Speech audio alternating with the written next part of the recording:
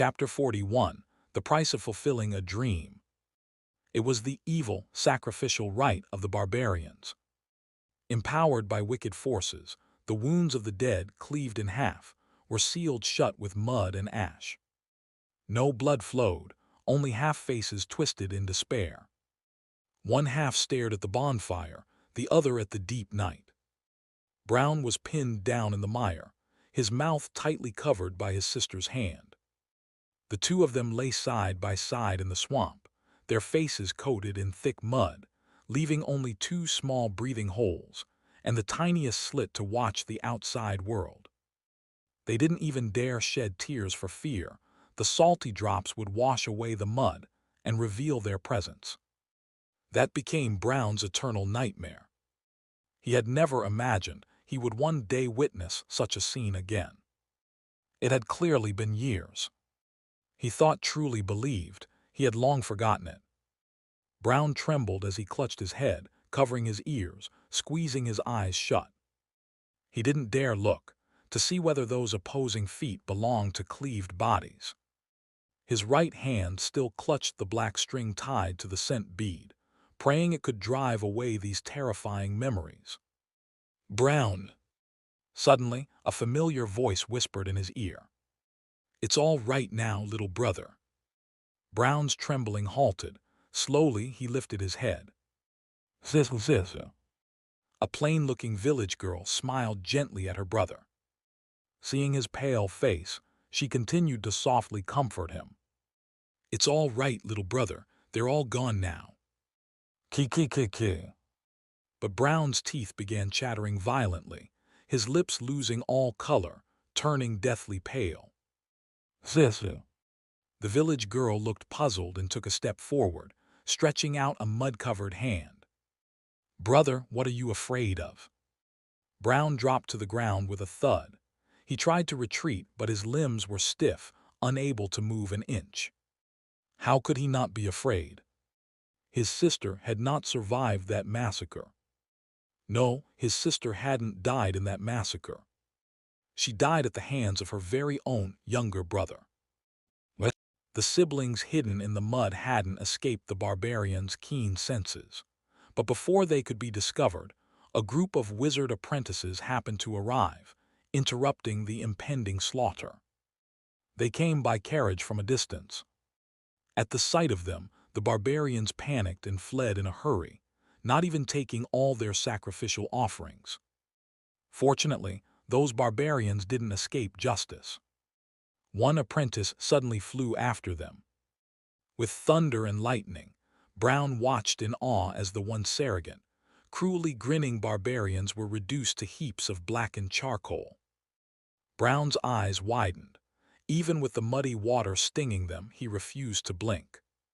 He bore the pain, watching as the apprentice returned to the carriage and slowly approached him and his sister.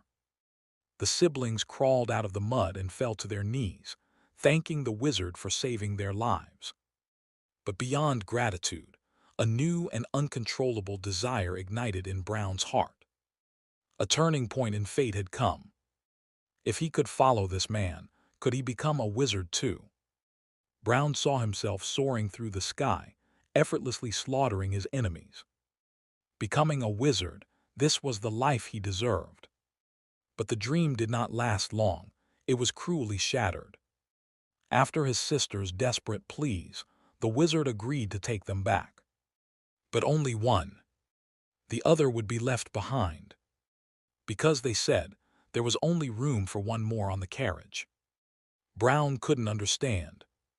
There were two carriages, one crammed with over a dozen children and the other more spacious, carrying only the two wizards. And yet, the only carriage they were allowed to board was the crowded one. Riding with the wizards was a form of blasphemy. The lightning-wielding wizard turned to his companion and asked, "Take the boy, maybe. He looks like he's got some potential." But the pale-faced wizard firmly pointed at Brown's sister. "No, I want a maid." The lightning wizard frowned. "Maids aren't much use." The pale wizard insisted. "You don't understand. A maid represents justice." The lightning wizard shrugged. offering no further protest, surprisingly agreeing to the decision. Brown's face turned even paler than the wizard. Was he going to be left behind? He looked helplessly at his sister. "Say it, hurry, tell them to take me. Leave yourself behind. Say it, you've always loved me. You always gave me the best things first. Say it, let them take me, and when I become a wizard, I'll come back for you." But the girl who had always protected him now only lowered her head, twisting the hem of her shirt with trembling hands. She was hesitating. Brown couldn't believe it. He silently crouched down, already feeling despair. Catching sight of her brother shrinking into himself, the girl finally made her choice. She opened her mouth, trembling, her voice full of love and sorrow. My lords, please take my brother." Clang! She didn't get to finish. A rock slammed into the back of her head, knocking her to the ground. Brown stared in shock.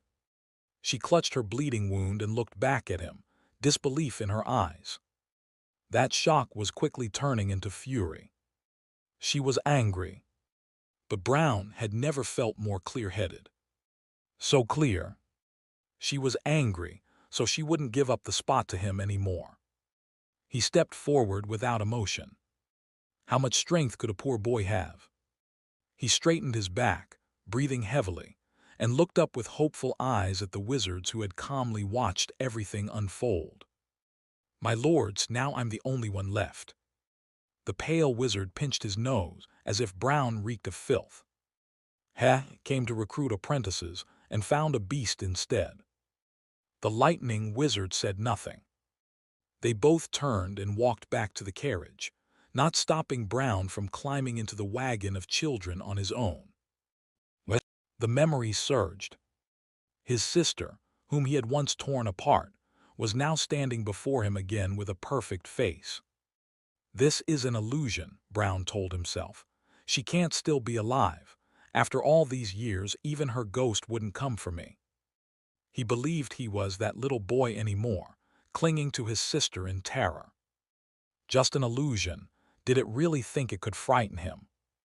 Brown lifted his head and glared at his sister's face, raising his fist. "I'm not afraid of you. What can you do now?" His sister smiled. Of course, her lips. Why were her lips so perfect? Glaring at the red lips, Brown swung his fist again. A hand caught it firmly. Brown looked up to see Seed standing before him, watching coldly.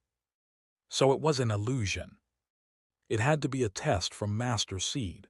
That's why the scent bead had no effect. "My lord," Brown grinned, "did I pass your test?" Chapter 42. Let me show you what real witchcraft is. Seed slowly released Brown's fist. He didn't answer the question, but instead asked, "Do you remember why I told you to get rid of Saul?" Brown felt like his whole body was on fire, so excited he had no time to think carefully. "Because that brat Saul offended you." "Then why didn't I just kill him myself?" This time Brown hesitated. "Because servants are the property of the tower master." "That's all you can think of, useless." Seed snapped, turning to leave. Brown knew this was a fleeting chance. He hurried to blurt out the wild speculations he'd kept buried in his mind. Because, my lord, you can't kill him yourself." Seed finally stopped and turned back, looking satisfied. "Oh, you figured it out." Brown felt like bubbles were rising all over his body. He was thinking if he passed this test, could he become Lord Seed's personal servant? And then, over time, maybe even walk the path to becoming a wizard. "I've guessed a bit, my lord." "What did you guess? Tell me, let's see if you're still worth using." Seed folded his arms. Brown's face lit up with joy. "When I asked you if we should drag Saul up to the 10th floor so you could deal with him yourself, you muttered, 'If I could kill him myself, why would I need you?' And what else?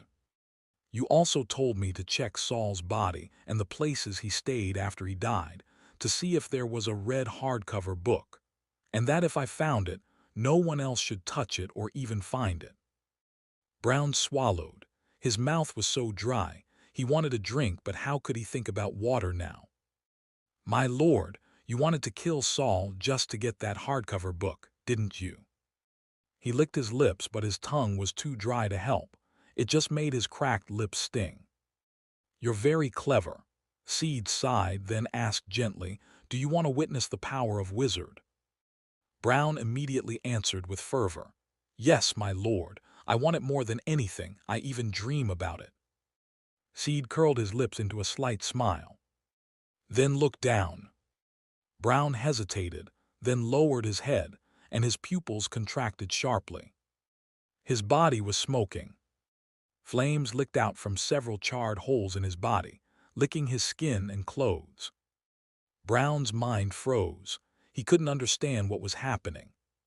He looked up, hoping Seed would save him. But all he saw was a fist made of white bone. Crack! Saul sent Brown's nose straight into the back of his skull with a punch. He stood up, watching the flames burst from Brown's throat. Zero-tier spell, demoralized gaze. Magical tool, phantom sound eye. Zero-tier spell, scorching breath. Saul panted. Perfect, he just used up the last of his magic. In the end, he had to rely on a physical blow to silence Brown's wailing. He flicked his left hand to shake off the blood and flesh stuck to the bone, then turned to his left shoulder. Hardcover book, diary, so you'll detach from me after I die. The hardcover book said nothing, hovering quietly near his shoulder like it was watching a show. As the flames spread and licked up Brown's fingers, Saul reached over and yanked out a small, fragrant bead.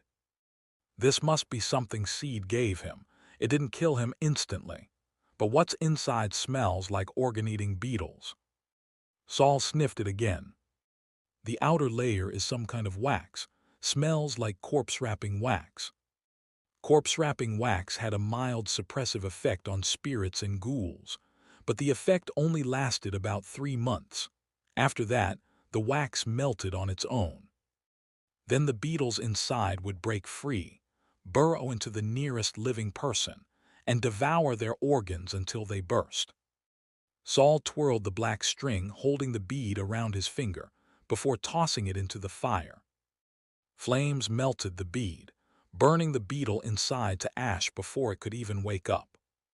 This was Saul's first time killing someone, but disappointingly, he didn't feel any remorse. Demoralized gaze and phantom sound, I didn't allow him to read others' thoughts. But judging by the fragmented words Brown uttered in his fear-induced illusion, this man was, most likely, not human. Scorching breath couldn't ignite a real blaze. It burned for a while, then naturally went out.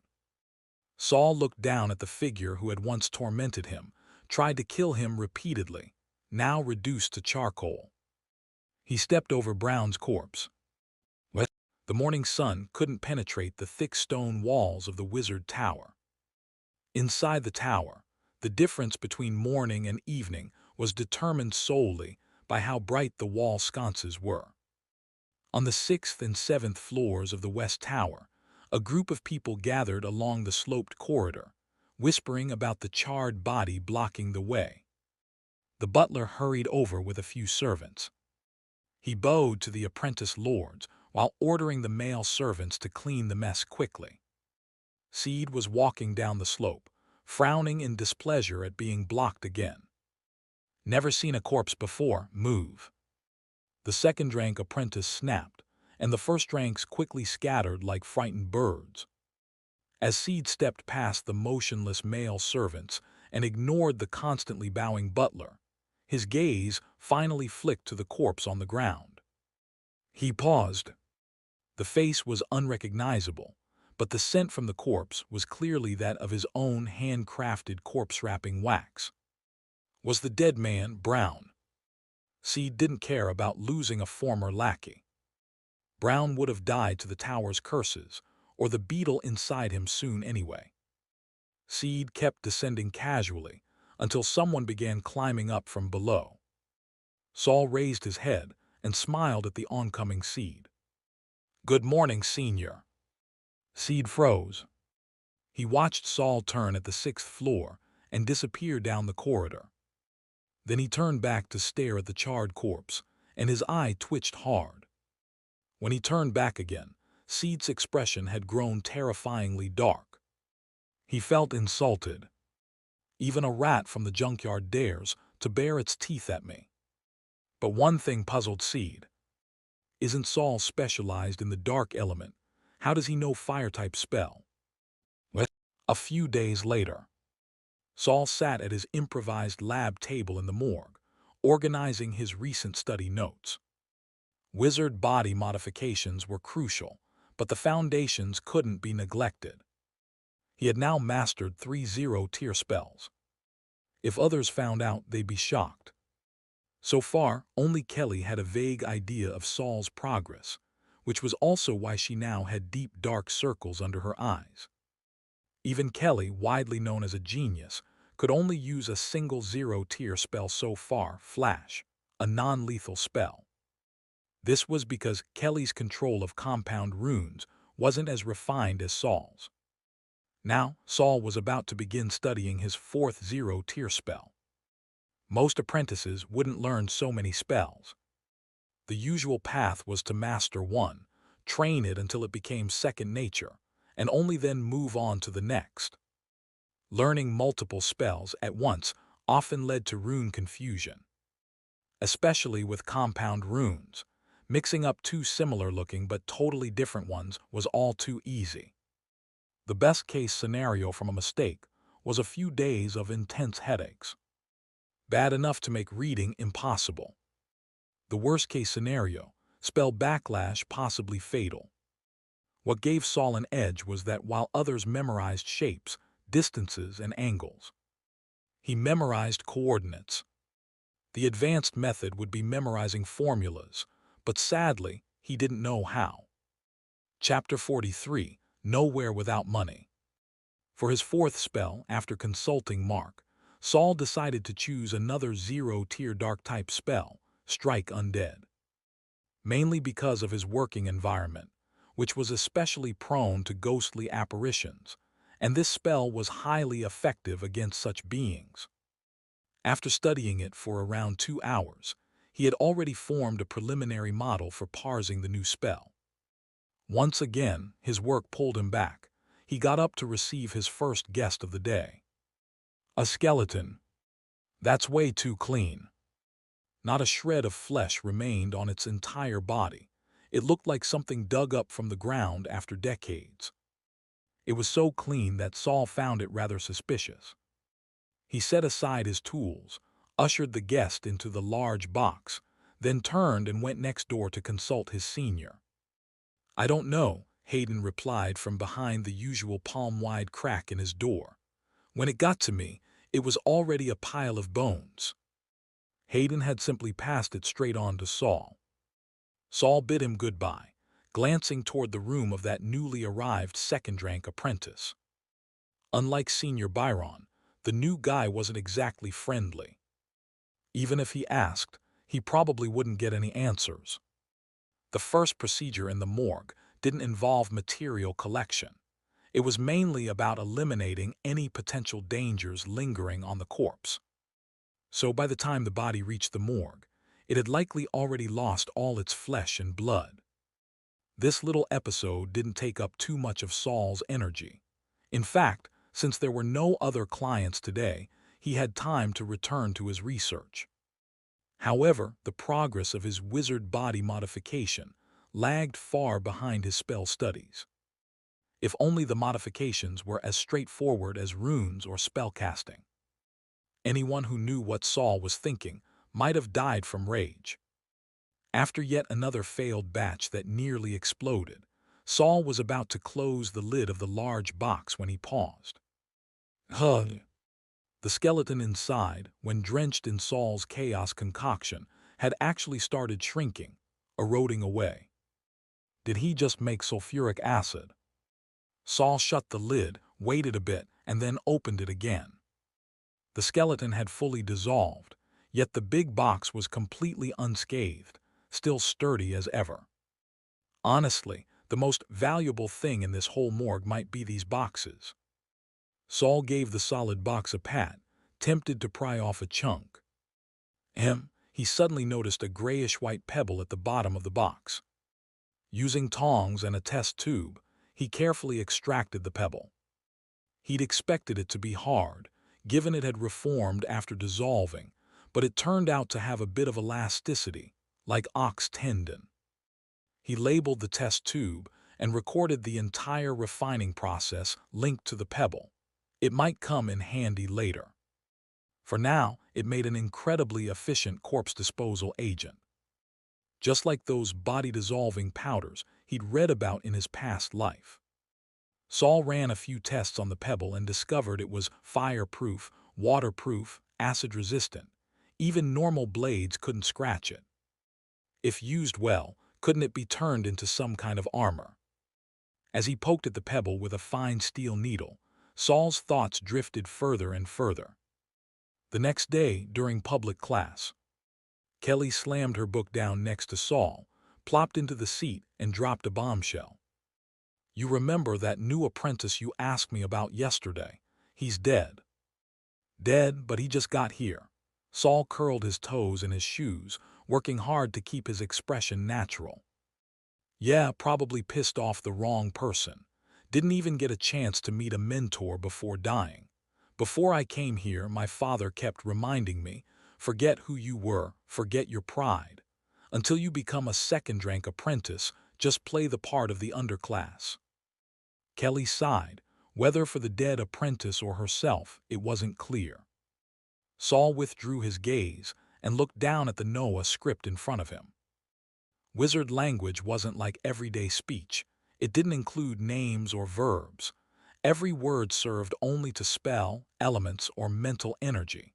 So, in fact, its vocabulary was quite limited.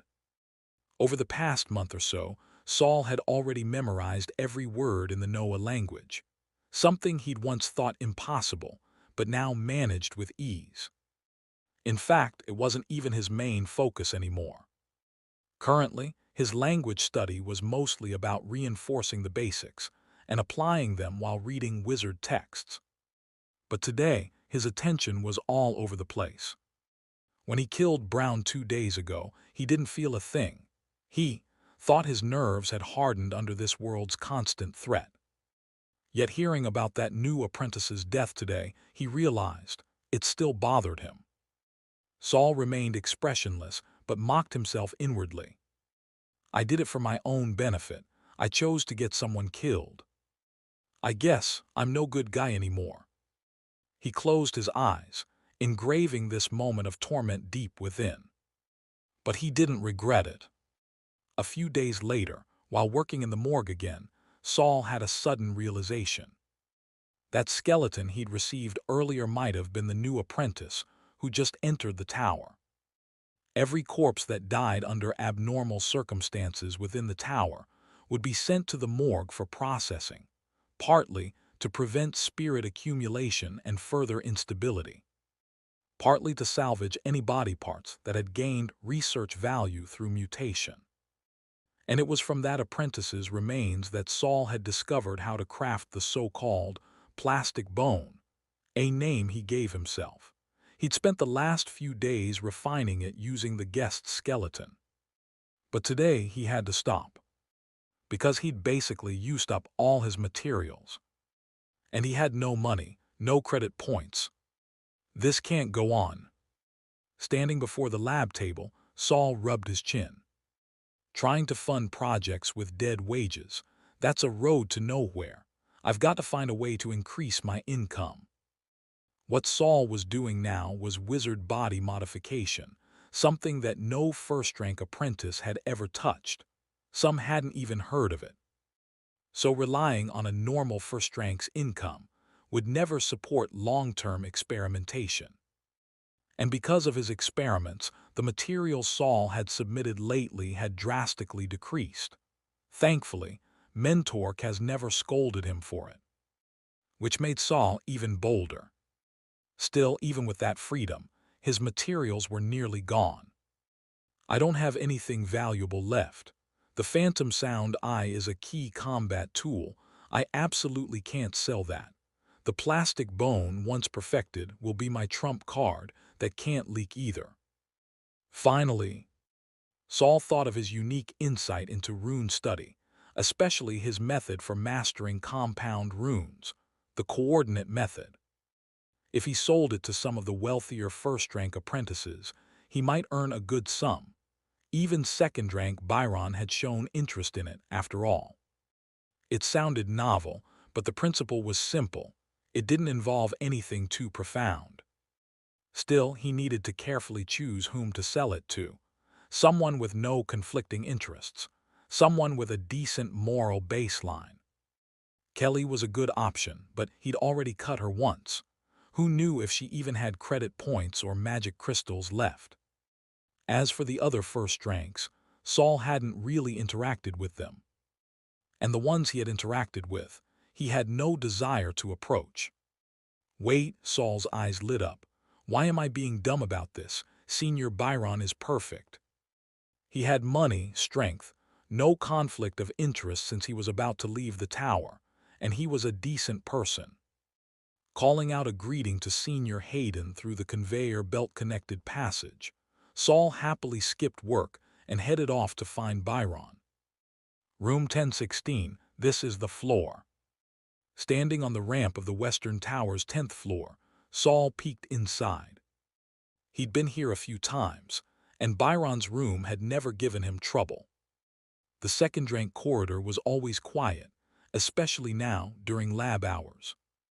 It was only when Saul was almost at Byron's door that he realized he might not even catch Byron at this time. Just then, a door beside him suddenly opened, and Mark stepped out. "Saul, are you looking for me?" Mark greeted him in surprise. Chapter 44, First Collaboration. Saul came to a sudden halt, stopping right in front of Mark. He wasn't particularly keen on letting Mark know that he was acquainted with Byron. "Senior, I wanted to ask if there are any other ways to earn more credits." "You're short on credits." Mark was surprised. A new apprentice usually wouldn't have many expenses requiring credits. Then it hit him. Saul was conducting independent research on body modification. That kind of work was a bottomless pit in terms of resource consumption. "Come in and we'll talk." Mark stepped aside to let him in. His dorm was laid out the same as Concha's, but the inside was a mess. The floor was scattered with all kinds of unidentifiable items. Only the long table had a clear space, and even then there was just one chair.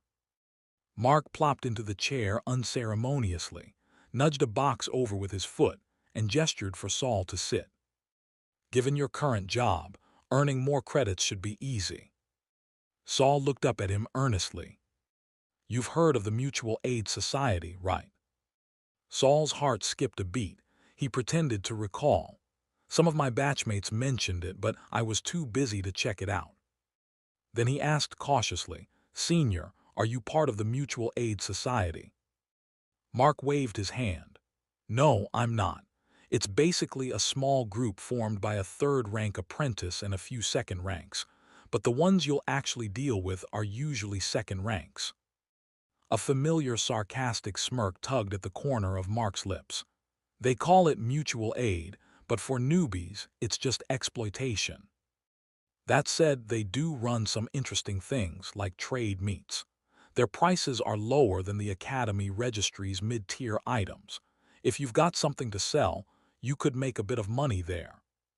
"Something to sell?" Saul asked tentatively. "You mean I can sell stuff from the morgue, but aren't we not supposed to do that?" "You're new, so of course you don't have the means. But you can set a clear price and let those interested figure out how to smuggle it out themselves." Saul hesitated. He did want to check out one of those trade meets eventually, but the parasite Kelly ran into last time was still a big concern. Seniors like Mark or Byron might be safe attending those gatherings, but newcomers like him were likely targets for underhanded tricks. If only the trade meet allowed anonymous participation. But thinking deeper, there were only so many apprentices in the tower. Even with masks, it'd be easy for others to guess who he was. If someone snitched to Mentor Kaz, well, some things were better done in secret than out in the open. Thanks, Senior, I'll think about it. Mark could tell Saul was wary, so he offered a bit of reassurance. Don't worry. The last person doing your job used to sell stuff at the trade meet, too, and the buyers, hopping to keep the supply coming, were more than willing to keep his secret. With a flicker of hope in his eyes, Saul asked, Senior, is there anything you need? Mark rolled his eyes. You think you've got something I'd need? Saul had a hunch he actually might, but there was no need to reveal that just yet. After leaving Mark's dorm, Saul went straight back to the second floor of the East Tower. He decided to postpone meeting Byron for now. His plan was to slip a note under Byron's door, asking to meet in the second floor East Tower when no one was around. Hopefully, Byron would be interested in the other composite rune models Saul had worked on. Compared to the risky trade meets, Byron seemed like a much safer bet.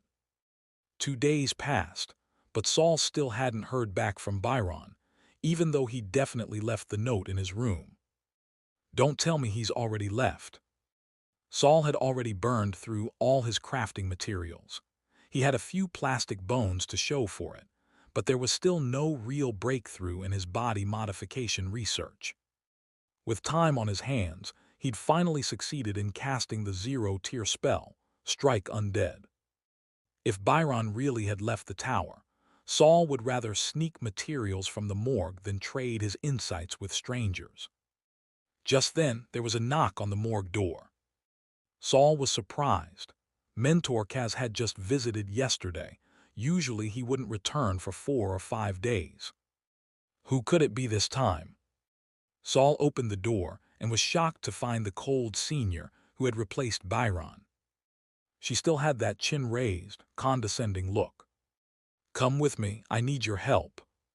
With that, she turned and walked away without waiting, completely certain Saul would follow. He hesitated for half a second, then shut the door and went after her. It was his first time entering the first morgue. The moment he stepped in, he was stunned by the scene before him. This place was nothing like his own morgue. In fact, it could hardly even be called a morgue. It looked more like the site of some shamanistic ritual. The ceiling and walls were covered in black patterns, with runes of various sizes embedded between them.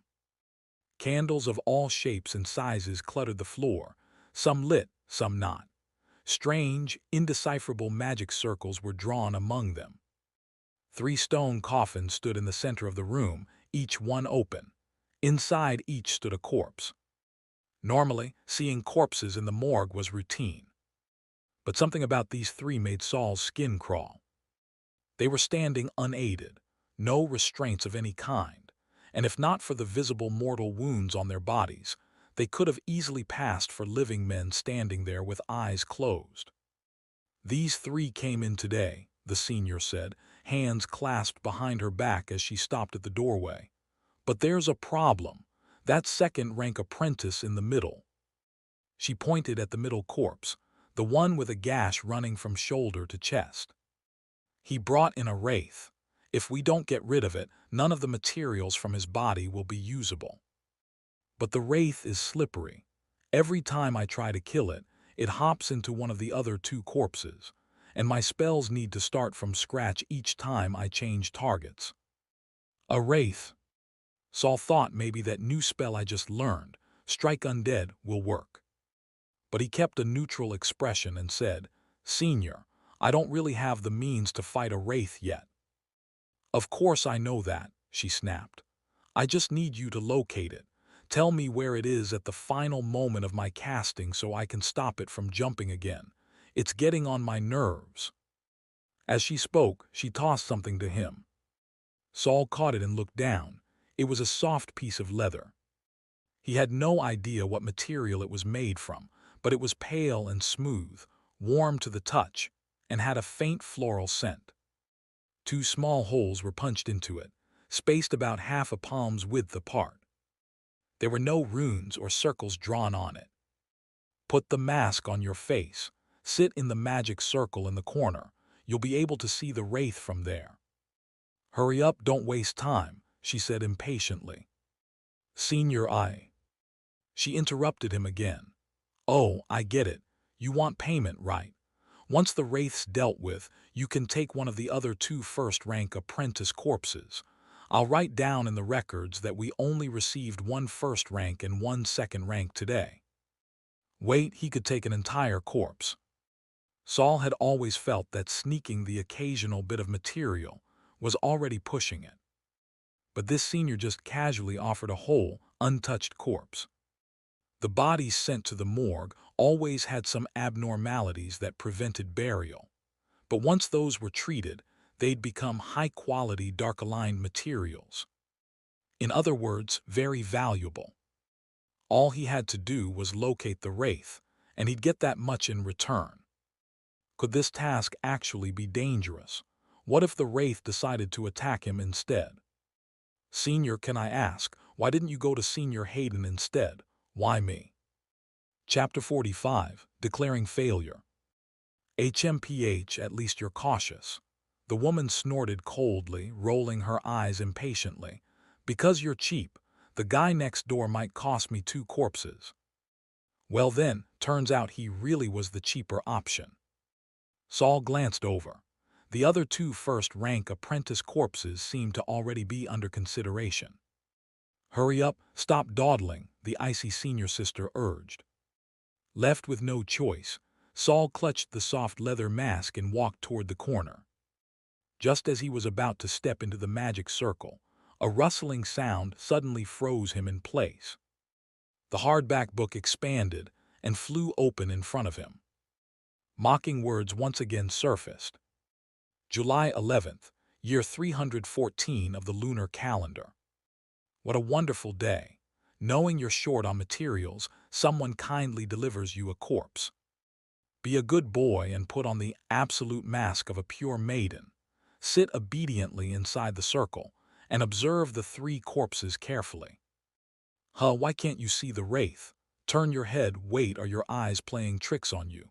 Why's the wraith on Peggy now? Oh ho ho ho, nope, your eyes aren't fooling you. That cleanliness-obsessed wraith is on you. Tonight, Peggy will write in the mission ledger, process 3 first-rank apprentice corpses today. Saul knew it. Good things like falling from the sky never happened to him. Anyone who promises high returns for no cost is a damn liar. Never be greedy, don't fall for it.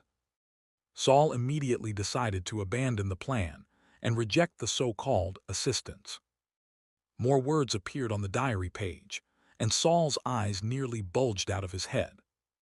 Great, now the senior sister turns hostile and straight up slaughters him. What are you waiting for? Get in there already. Peggy's voice behind him was now laced with obvious irritation. Saul slowly turned around, a smile more pitiful than a crying face plastered on. Senior sister, I think, 1 first-rank apprentice corpse might not be enough.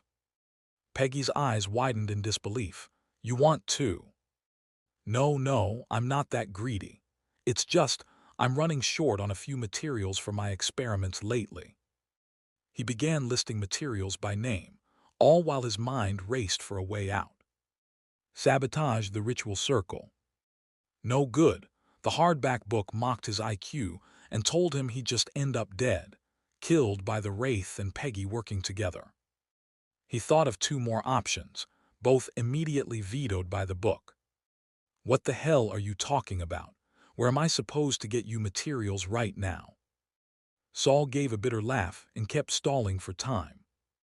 Senior sister, you seem pretty rushed today.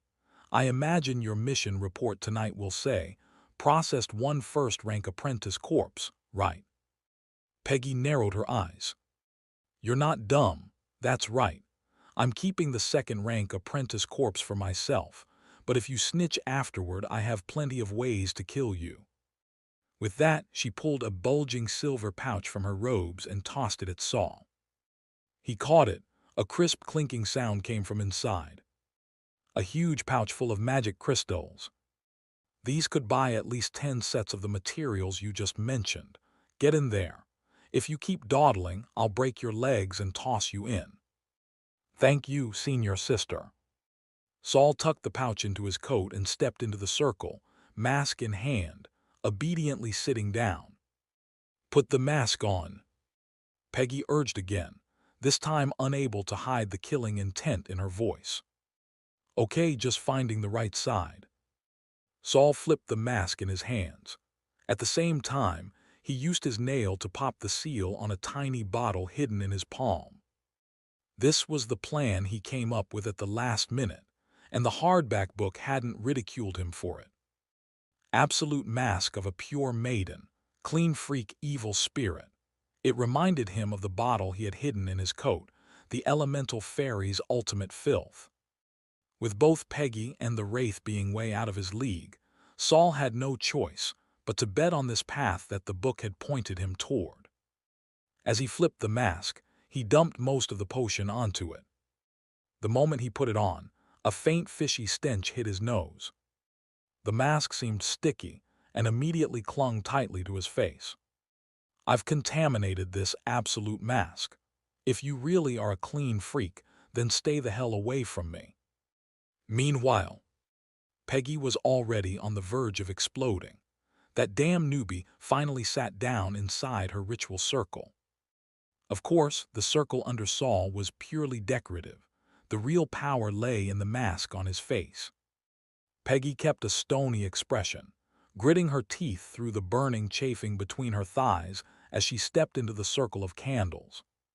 She took off her large outer robe, revealing a nightgown-like dress and pale calves. Kicking off her short boots, her equally pale bare feet came into view. Her skin was so smooth and fair, it looked just like the material of the mask on Saul's face. Keep a close eye on the 3 corpses. If you see one of them start smoking black mist, tell me immediately. That wraith moves fast. I need to pinpoint its location the moment it shifts. Yes. Begin. Peggy raised her arms, her fingers rapidly forming different gestures with each hand. At the same time, she began chanting silently. All the candles on the floor suddenly flared to life. The runes on the ceiling, walls, and floor squirmed like living worms. Only the area around Saul remained still and quiet. He dutifully kept his eyes on the 3 corpses. The room grew increasingly bizarre. The candle flame stretched a full meter tall, flickering wildly like living beings burning in agony. Saul could almost hear faint screams. The black lines on the floor split and reformed like stick figures dancing around a bonfire. Saul felt a moment of hallucination. Those stick figures seemed to stand up and twirl their flat bodies, celebrating the leap in their life form. Tell me now where the wraith. Peggy's sharp voice snapped him out of it. Saul turned his gaze and locked it on Peggy. It's on you, senior sister, he said coldly. Peggy froze mid-movement and spun around. Her face was covered in black threads, looking utterly demonic. You dare look again. In Saul's eyes, the black threads peeled off Peggy's skin and rapidly formed a distorted, snarling face. Its hollow eye sockets and gaping mouth were grotesquely wide. It surged toward Saul. Its mouth opened wide, black, thread-like drool dripping down in torrents. Boom! Saul's body jerked backward as if something had crashed into him. A wave of dizziness and icy cold flooded from the mask. But before he could react, the sensation vanished like touching a red-hot iron pan. It recoiled instantly. He fought through the burning soreness in his eyes and forced them open, just in time to see the black spirit retreating in agony back into Peggy. "Aya!" Peggy screamed in horror. "What's happening?" The wraith's twisted face slammed into Peggy's own, and her voice turned hoarse and grating. So foul, so disgusting. How can there be something this filthy? You lied to me. That wasn't the purest virgin. It was a disgusting man. Get out, you perverted. Peggy struggled with all her might to expel the intruder. Two souls were now battling for control of Peggy's body. In the corner, Saul tore the mask off his face and gasped for breath. It wasn't like he was trying to prove he was a pure virgin. But after being momentarily possessed, the mask now stank so badly that even someone immune to the scent of a corpse room like him couldn't take it. Every second he kept it on made him want to die from sheer disgust. Amid the chaos, the hardback book appeared again. July 11th, year 314 of the lunar calendar, clear skies. What a fascinating reaction.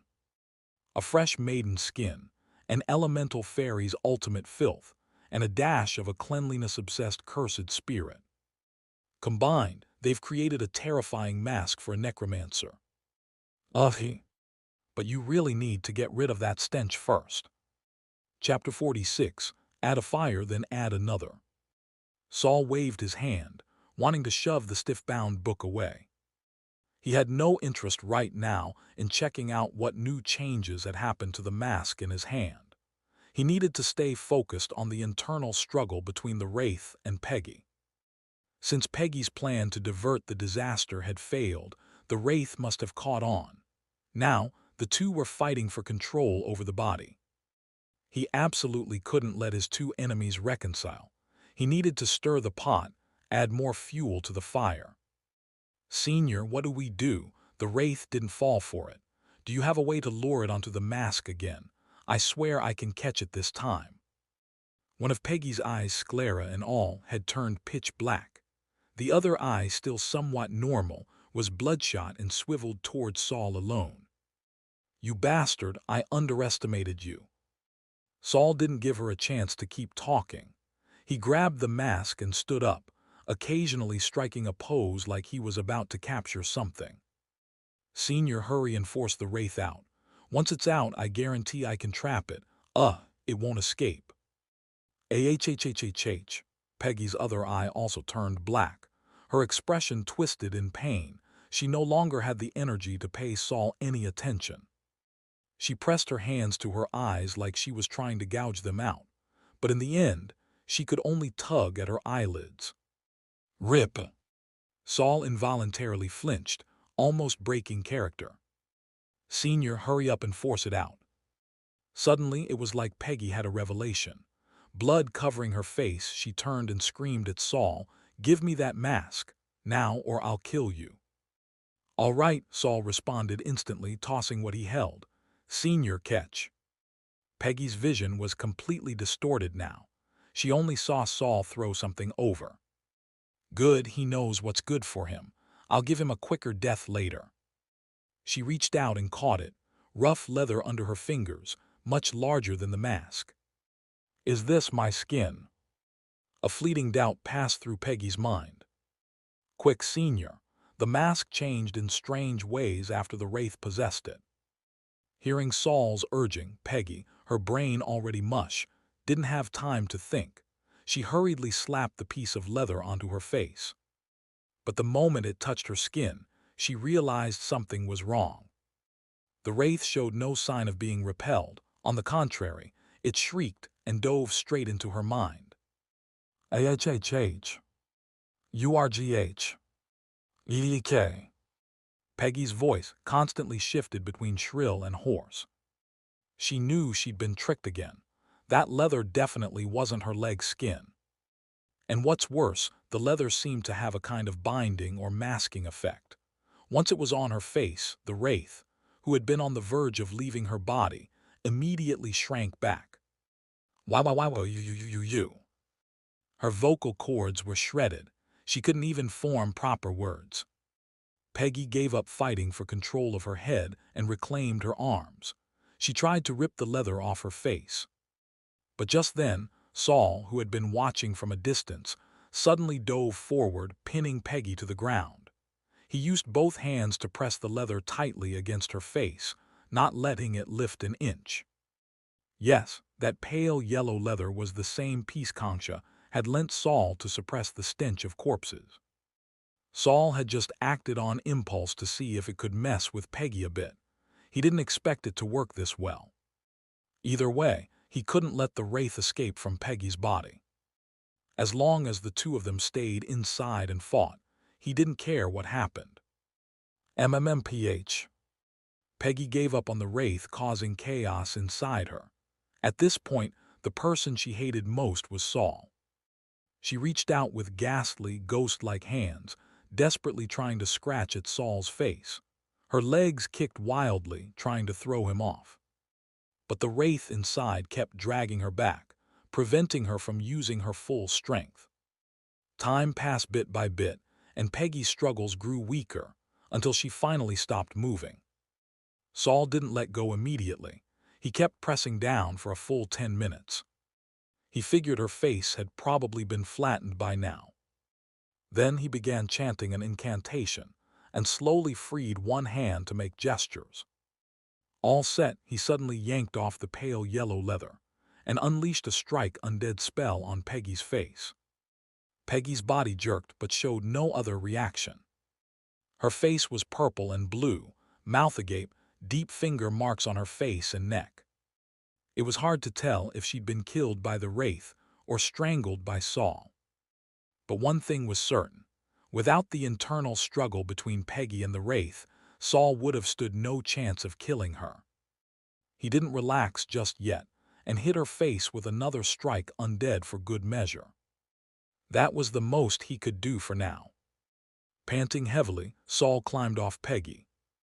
A faint grunt came from behind. Saul jumped in fright and turned around fast. Standing in the doorway was Senior Byron, who hadn't shown up for ages. He looked around the room in a daze. Senior, Saul was completely drained, his magic nearly depleted. He could only stand there, chest heaving, hands shaking. Byron strode in, shutting the door behind him, and came up beside Saul, pulling him behind his back. His lips moved, releasing a string of short, unintelligible notes. Then he pointed at Peggy on the floor. She suddenly sprang up, mouth open wide, lunging at Byron, only to be struck by a black thread of energy from his fingertip. Peggy's body and soul both let out a wailing screech. Her twisted form rapidly decayed midair. She collapsed to the floor, now a mummified corpse. But even then, she, or rather the wraith inside her, managed to launch one final attack. A sharp gust slashed like knives, carving deep gashes in Byron's body. He was instantly covered in blood. But that was all. Peggy's decayed body could no longer move. The shadowy form of the wraith dissolved and scattered, leaving only a thin wisp of black smoke. Saul, hands trembling, pulled out the mask he had just obtained. Holding back his nausea, he placed it on his face to inspect the scene. Just now, when Peggy died, he'd cast 2 strike undead spells but was still too careless. If Byron hadn't realized the wraith lingered, Saul might not have made it. Now he couldn't see the shadow anywhere. Byron's final strike had completely wiped out the threat. Before he could puke, Saul quickly took off the mask and wrapped it in the pale yellow leather that could hide its aura. Meanwhile, Byron's wounds were slowly healing. Second-rank apprentices were that powerful. And yet, even someone as strong as Byron still hadn't become a third-rank apprentice before 30. Saul's heart sank. The road to becoming a wizard was truly tough. But he didn't stay dejected for long. Walking over, he feigned a late realization and asked, "Senior, how come you're here?" Byron turned, his gaze complex as he looked at Saul. He opened his mouth, but the sound came not from his throat but from the wounds on his body. A constant hum, as if many voices were speaking at once. "I saw your note, but I was in the middle of a key phase of my promotion to 3rd rank, so I only came to find you today."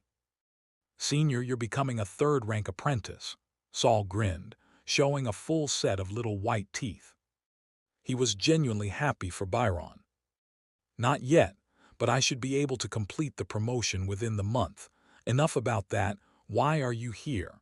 This isn't a fight you were supposed to be part of." Saul gave a wry smile. "I was dragged into this mess." He briefly explained the entire plan and counterplay. You really surprised me. Maybe, even if I hadn't stepped in, you could have dealt with that heavily injured. Byron's voice was growing fainter as the wounds on his body healed. He looked at Peggy's unrecognizable body and shook his head. I was the one who recruited her to take over my work. Didn't think she'd be dead in just a few days. Saul's heart clenched. Senior, were you too close? Byron shook his head. Among apprentices, it's all about mutual benefit. We weren't close, but you, Saul, I owe you. Chapter 47, A Third-Rank Thigh to Hug. Saul looked up at Byron. The man's expression was as serious as ever. Is it the coordinate diagram for that compound rune?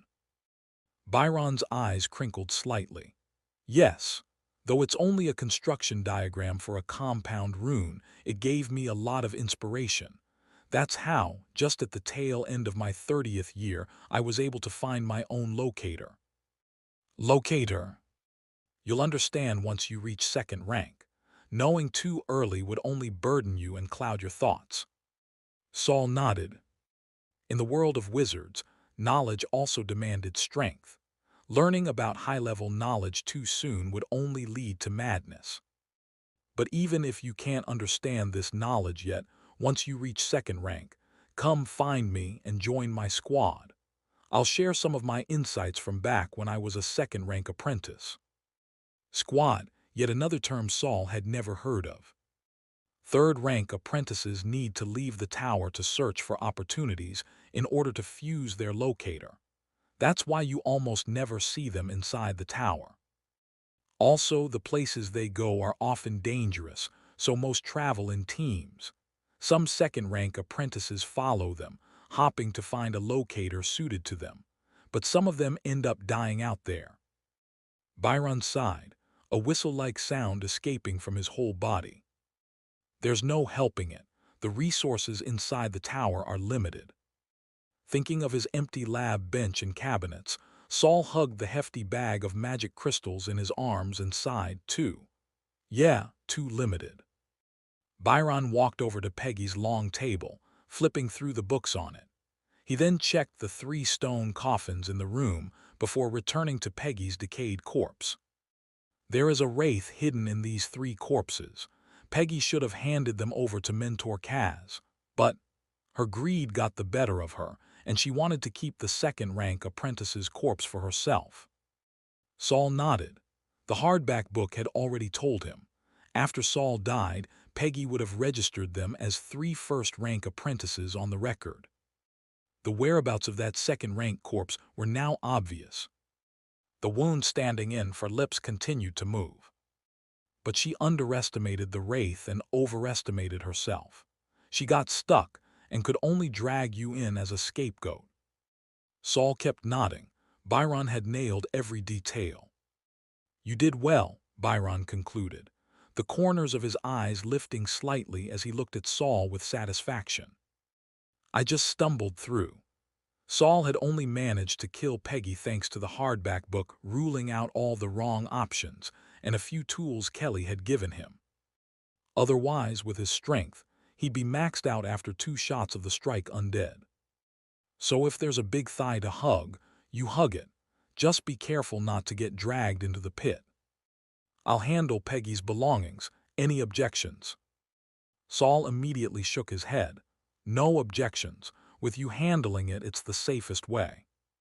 Byron didn't waste words. He walked over and effortlessly picked up 2 of the coffins. One held the second-rank apprentice, the other a first rank. Let's go. Saul blinked, unsure of Byron's intent, but he quickly followed. When they passed Hayden's room, Byron stopped and gave the door a few kicks. The door opened a crack. When Hayden saw Byron outside, he opened it all the way. Senior Byron. Oh. Byron, now fully healed, tossed the first-rank apprentice's stone coffin inside. Bang! It hit the ground, kicking up a cloud of dust. Hayden had worked with Byron for years and understood the message immediately. I get it, I skipped work tonight. I don't know what happened here. Byron nodded. Hayden promptly shut the door and pretended the room was empty. Meanwhile, Saul stood there, jaw nearly hitting the floor at Byron's handling of things. Byron hoisted the last coffin and led Saul to the third corpse room. Once again, he slit open his throat to speak. Peggy's corpse is problematic. I'll stay behind and report it to the mentors. This one is mostly fine and still valuable. Since Peggy already tried to hide its existence, I'll leave it to you. So Byron was splitting the loot, meaning Peggy's corpse was now Byron's. Saul didn't mind. But Byron hadn't just taken Peggy's corpse. He was also offering Saul something better. You're the one who killed Peggy. I'm taking the corpse, but I won't just rob you blind. If there's anything you want in exchange, come find me anytime within a month. Saul stood up, delighted. He could already name a long list of things. But glancing at the stone coffin on the ground, he calmed himself. Byron was about to become a third-rank apprentice. He wouldn't leave the tower. And as one of the few people in this place who didn't mean him harm, possibly even someone who could help him. That was rare. He still hadn't finalized his wizard body modification plan. Better to save this opportunity for when he really needed it. I'll be taking over the corpse room work until I officially advance to third rank. Come to me anytime. Senior, do you know Seed? Just as Byron turned to leave, Saul stopped him. The wound closed again. I've had some issues with Seed. Do you think Peggy might have tried to kill me because of him? But Byron shook his head. For some reason, Saul understood what he meant. He was saying, I don't know, not know. Byron studied Saul for a moment, confusion flashing in his eyes. He was probably wondering, how did a mere first-rank apprentice, a newcomer barely a month in, manage to make so many enemies? Byron left the room, giving Saul the space. He still had to deal with Peggy's corpse and the mess she left behind. Saul was satisfied with Byron's response. At the very least, Byron didn't seem to be close with Seed. That meant Byron could become another thigh to hug in his struggle against Seed. A third-rank thigh. Saul wore a satisfied smile as he approached the stone coffin. It looked special, not made from ordinary materials. Well, regular coffins couldn't exactly contain a wraith, could they? Saul rubbed his hands in excitement. No one gets rich without windfalls. The robber wasn't lying. He locked the door from the inside. This would be his first time handling a corpse that hadn't been pre-screened by Hayden. And his first complete set of materials, all to himself. Well, it did seem that Peggy had nothing to do with Seed. After Concha killed the new apprentice Seed had brought to replace Saul, Seed hadn't shown up for quite some time. Life returned to peace. Studying and experimenting once again became the focus. But Saul knew Seed wouldn't give up. On Saul's shoulder was the hardback book that Seed was clearly after, and each near-death experience only made Saul more aware of its power. Now, if anyone tried to take the book from him, Saul would fight to the death. He wasn't sure how much Seed knew about the hardback book, but he suspected it wasn't much. The book could foresee death. Seed's attempts on his life had indeed been dangerous, but they always lacked decisiveness, which gave Saul time to find a way out. He thought to himself, if I were trying to steal the book, I'd use a method that left no time to react, no place to escape. Not like Seed, wasting chances and getting caught every time. So Seed was clearly chasing after a book, but he didn't seem to fully understand what it could do. Then, how did he even know the book existed?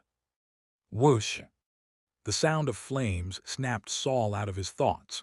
He stood up and glanced at the crucible and other containers on the table. Still a long way to go before the reaction is finished. He got up to greet his first guest of the day. Chapter 48. This kind of decision isn't easy to make. When a new piece of plastic bone emerged from the large container, Saul finally had enough of them. These plastic bones he'd stumbled upon by chance were resistant to heat, water, and acid. After Saul reprocessed them, they became even more flexible. Ordinary sharp tools couldn't cut through them. What's more, when subjected to continuous electric shocks, the material turned soft like putty, which made it easier for Saul to work with. After sending off his first customer, Saul returned to his workbench. The solution in the crucible had nearly evaporated, leaving just a small pool of thick residue at the bottom. It looked a bit like the sauce left in a pot after simmering down on high heat.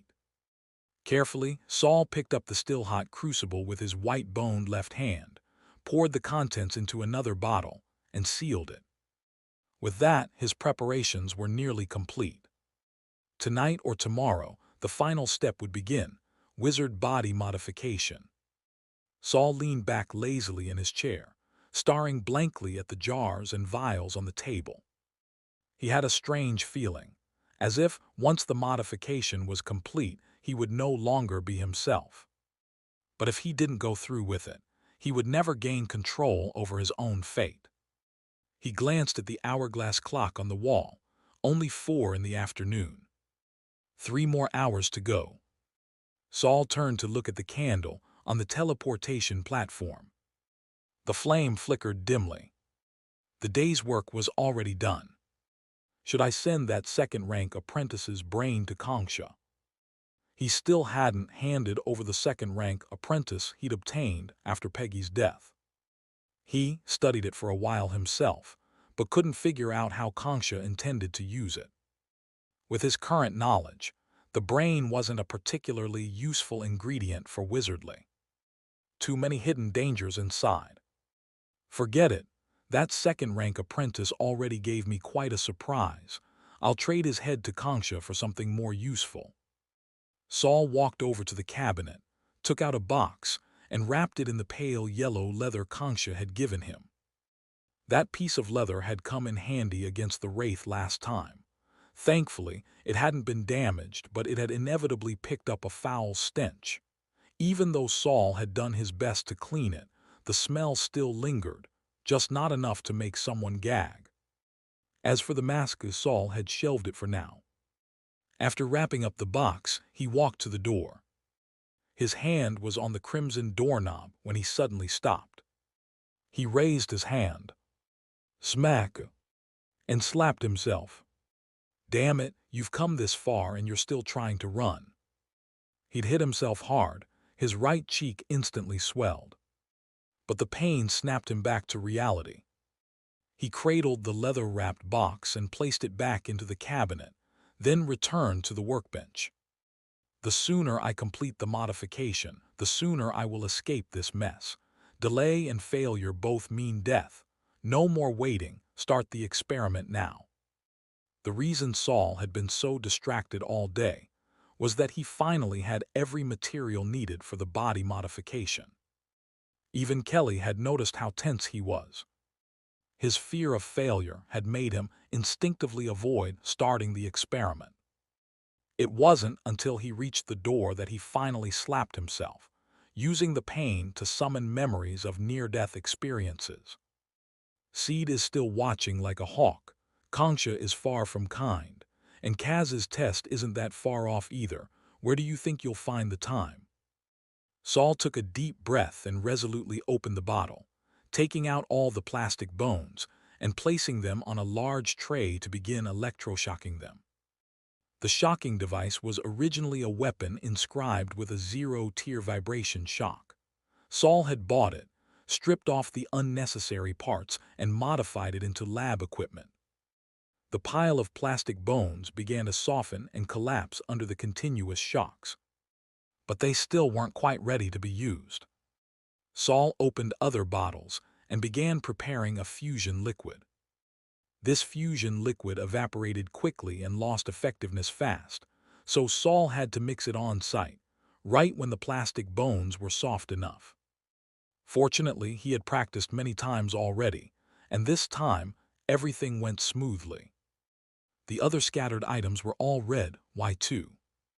As he kept an eye on the softening plastic bones, Saul took off his shirt and casually tossed it over the back of the chair.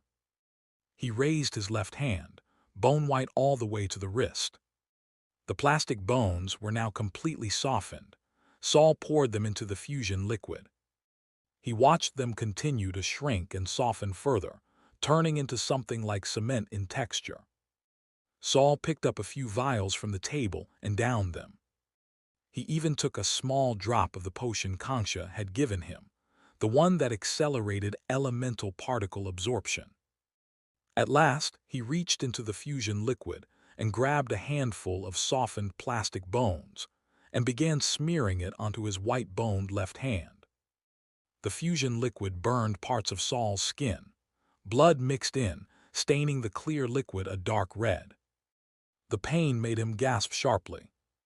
But his own flesh and blood were necessary for the modification. He had no choice but to endure. As more and more plastic bone was applied to his left hand, the long numb hand slowly began to feel pain again. And pain was better than numbness. All the while, Saul kept a close eye on the hardcover book.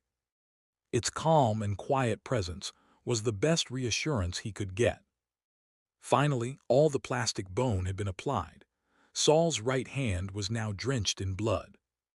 But he didn't stop. He kept shaping the softened bone with his wounded right hand. This step was like molding clay or working with pottery, just with far more unusual materials. Under Saul's efforts, a hand gradually took shape. He'd spent plenty of time practicing with clay in secret just to make sure this false hand wouldn't look too ugly. With the white bone inside as support, a blood-streaked prosthetic hand soon took form. It was a size larger than Saul's right hand. But it wouldn't look so out of place once he grew up. Once he finished connecting the prosthetic to the skin and bone, Saul plunged his entire left forearm into a large jar filled with liquid. White steam hissed out, obscuring the view. A roasted meat aroma filled Saul's nostrils, but it failed to bring any thoughts of food. It was just too painful. Just holding his hand inside without pulling it out already took everything he had. To distract himself, Saul let his thoughts run wild. This is just one hand, and it already hurts this much. What kind of horrors did Senior Kanksha go through for her modifications? And Senior Monica, does she really feel nothing from those constant electric shocks? Oh right, and that guy I saw just once, Big Pink. Did he have no skin at all? Like something out of a horror story, wrapped in bandages to serve as skin. The hourglass clock chimed, signaling that time was up. Saul yanked his arm out of the jar with too much force and fell backward onto the floor. His back slammed into the ground. Saul curled up, clutching his left hand, rolling in pain. When the agony finally lessened, he was soaked in sweat. He slowly sat up, leaving smudged trails on the floor. Using his right hand, he gripped the table leg and pulled himself up bit by bit.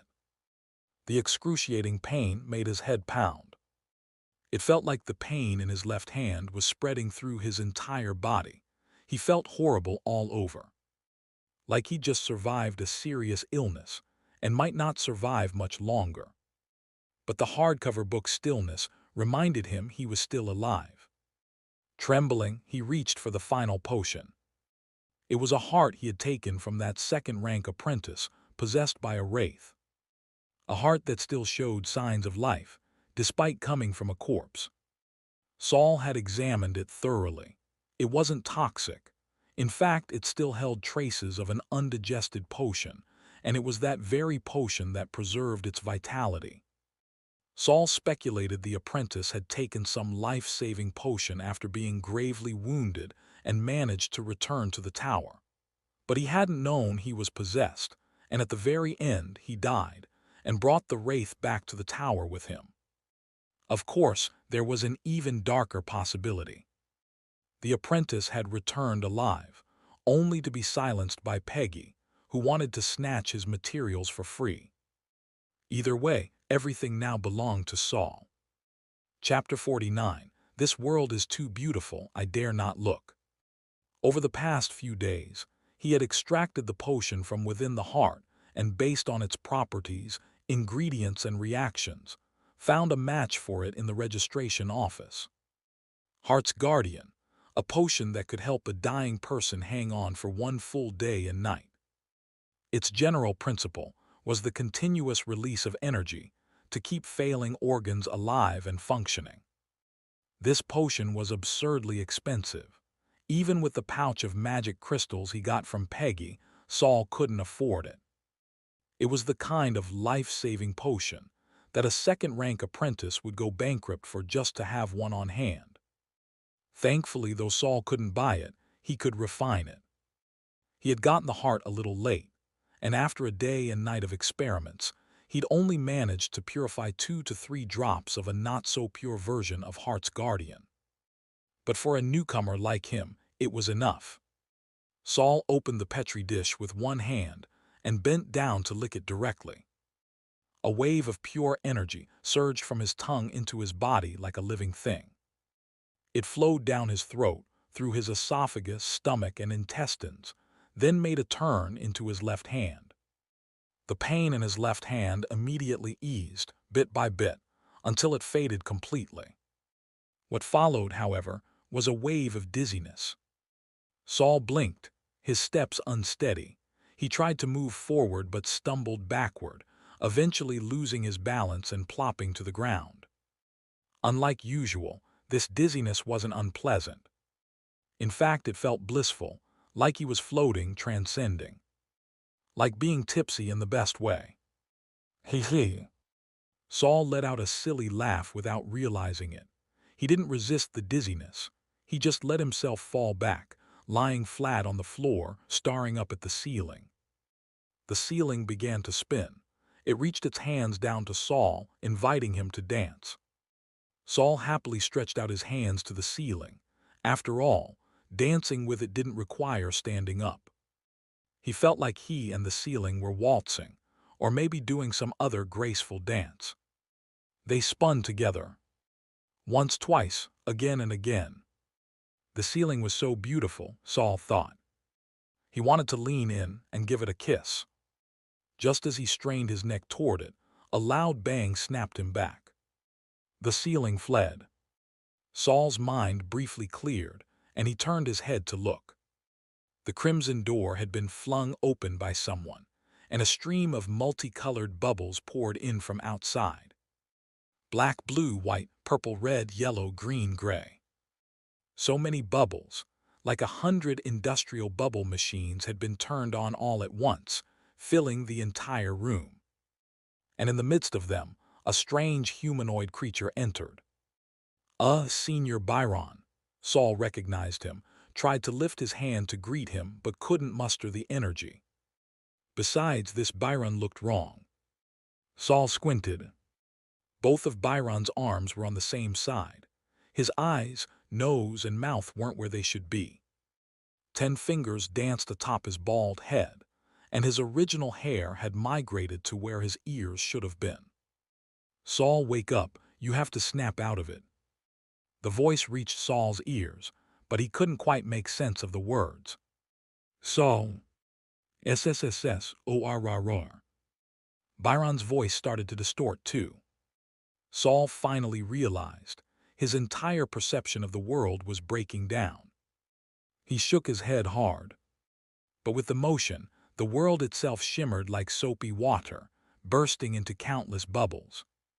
The entire morgue dissolved. Byron fragmented into grotesque pieces, and Saul himself was no longer where he'd been. He saw his own arm swimming through the air like a little fish, his mouth floating by, opening and closing, while his 2 eyeballs stared at each other in midair. No, this is all an illusion. Saul didn't shut his eyes or shake his head again. They did nothing. If his eyes had really flown off, he shouldn't be able to see anything at all. He heard Byron's voice again, blurred and distant. Locate moment now. What's he saying? Saul focused with all his might. Right, he's saying locate, that's it. His brain spun rapidly, and so did the world in front of him. A wave of intense dizziness hit him again. Locate. I need to find something to anchor my perception of reality. What could be solid enough to tether his mind? His left eye rolled furiously to the side, searching. And finally Saul saw it. Hovering quietly, where his left shoulder should have been, was a hardcover book. On its cover, silver-embossed letters shimmered into view. Saul had never learned those characters, but somehow he knew exactly what they meant. Diary of a Dead Wizard. As soon as the diary appeared, Saul's left shoulder snapped back into place. Then came his left chest, left arm, torso, neck, lower body, limbs, and hair. Everything returned to where it should be, and the world before his eyes finally returned to normal. He slowly pushed himself off the floor and looked at Byron, who was staring at him with a grave expression. "Senior, thank you for saving me." A fresh wound appeared across Byron's throat, clearly cut just moments ago to snap Saul out of it. But Byron shook his head. "You saved yourself." He stepped closer, scanning Saul from head to toe. "How did you even manage this, to pull off such a crazy transformation, and still keep your mind intact?" Byron opened his mouth wide and pulled out a black crystal ball. Saul recognized it. It was for measuring magical power. "Try it." Saul held it carefully. The black inside the orb quickly lightened. 11 jewels. Byron's gaze turned deeply complicated. He looked at Saul like someone who just bought one lottery ticket and hit the jackpot.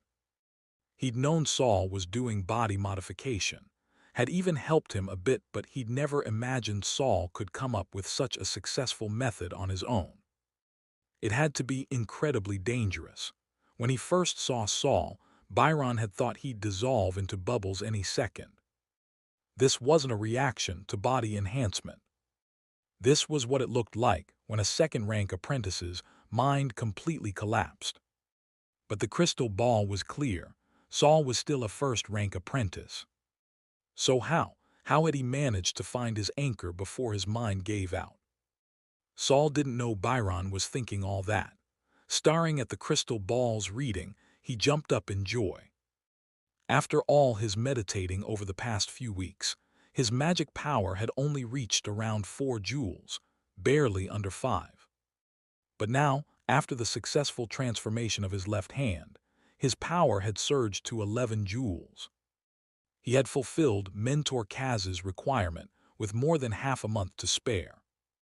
And he could still feel energy in his left hand, continuing to modify the rest of his body.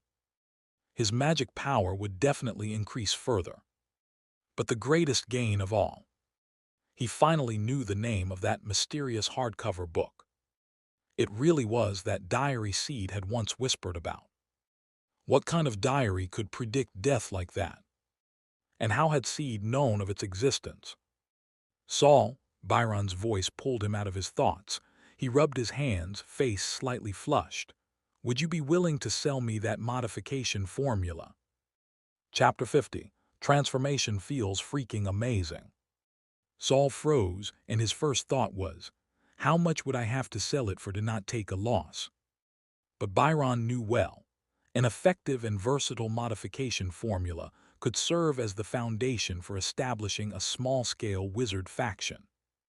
And yet, he could only take advantage of Saul being a fresh first-rank apprentice to try and buy it on the cheap. While it wasn't going to be a full buyout, Byron still felt deeply ashamed. This wasn't an equivalent exchange, because right now, he had nothing of equivalent value to offer. After giving it some serious thought, Saul still refused Byron. "Sorry, Senior, it's not that I don't want to give it to you. It's just, this modification formula probably only works for me." The transformation he went through had actually been incredibly dangerous. Normally, a first-rank apprentice wouldn't even know what a locator was. In the blissful delusion that came with body modifications, they would slowly lose their minds and eventually die. But Saul had something uniquely suited to act as his locator, the diary of a dead wizard. Even though he didn't fully understand what a locator was yet, he had some guesses after this experience. It was something that could anchor a wizard's perception of reality. With the diary of a dead wizard in hand, what a mouthful. From now on, he'd just call it the diary. Even if Byron hadn't shown up, Saul still wouldn't have died. The moment he teetered near death, the diary would jump out to remind him it existed. Just seeing the diary again would re-anchor his consciousness and stop it from unraveling. But thinking back on it now, the sensation of having his perception collapse, his mind unraveling and his soul starting to dissolve, it was terrifying. A one-of-a-kind, tailored transformation formula, Byron, surprisingly, let out a sigh of relief after hearing Saul's explanation. That means I can afford it. I'm not looking to transform myself. I just want to understand your design process. I still owe you a favor, and now I owe you the equivalent of at least 100 magic credits. Byron suddenly realized how broke he was. Is there anything you want right now? Saul was stunned. He hadn't even said anything yet, and Byron was already signing his life away. Senior, how about you help me check my physical condition first? Byron felt like the request wasn't even worth using as payment, but he was still more than happy to pull out a bunch of tools from his stomach. With the help of the experienced, at least 10-year veteran second-rank apprentice, Byron, Saul finally had a decent understanding of his current state.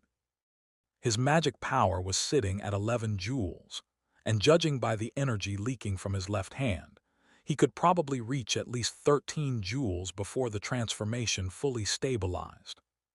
His mental energy had also gotten a small boost, which was rare, most likely a result of that chaotic, mind-warping ordeal strengthening his spirit. Mental energy wasn't like magic power. Magic power could be slowly built up through meditation, even if it was a slog. But mental energy was more like a basic personal attribute. Other than certain body modifications, rare potions, leveling up, or unique experiences, it was almost impossible to increase significantly. Think of it like collecting water with a container. Even a talentless apprentice's bowl could eventually be swapped out for a bigger one. But no matter how fast you run to collect it, your speed is still capped, like a 100-meter dash in 9 seconds.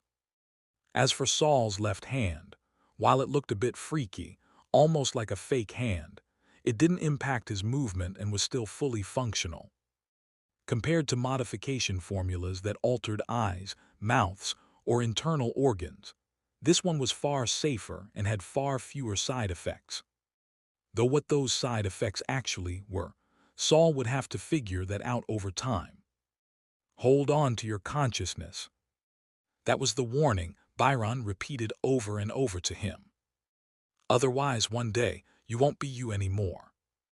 Saul figured that meant staying true to himself, never forgetting who he was. So he went back and reviewed his past life. All the anime he'd watched, novels he'd read, games he'd played, tests he'd taken, and the soul-sucking jobs he'd worked. Yeah, he was pretty sure he had a firm grip on his identity. Byron also explained the concept of a locator. This was knowledge Saul wasn't supposed to be learning yet, but he'd already used a locator to complete a body modification. So what could you do? Now all Saul had to do was boost his magic power to 50 joules and construct a first-tier spell model within his spirit. Then he'd officially become a second-rank apprentice. And once he was a second rank, he could continue improving his magic power and learning spells to ascend to third rank. After all, he already had the most crucial requirement for a third-rank apprentice, a locator. Saul had overcome what most considered the hardest hurdle before even reaching third rank. Now he finally understood why Byron looked at him with that odd mix of envy and grievance. He was the kind of kid who gets a guaranteed college admission right after starting kindergarten. Now, all that was left was for him to grow up. Byron didn't ask how Saul had managed it, nor did he ask what Saul's locator actually was.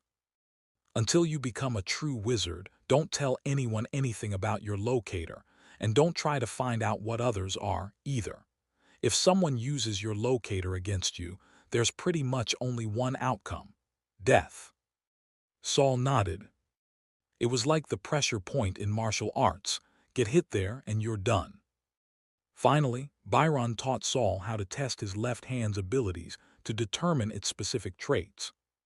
The real purpose of body modification wasn't just to boost magic power.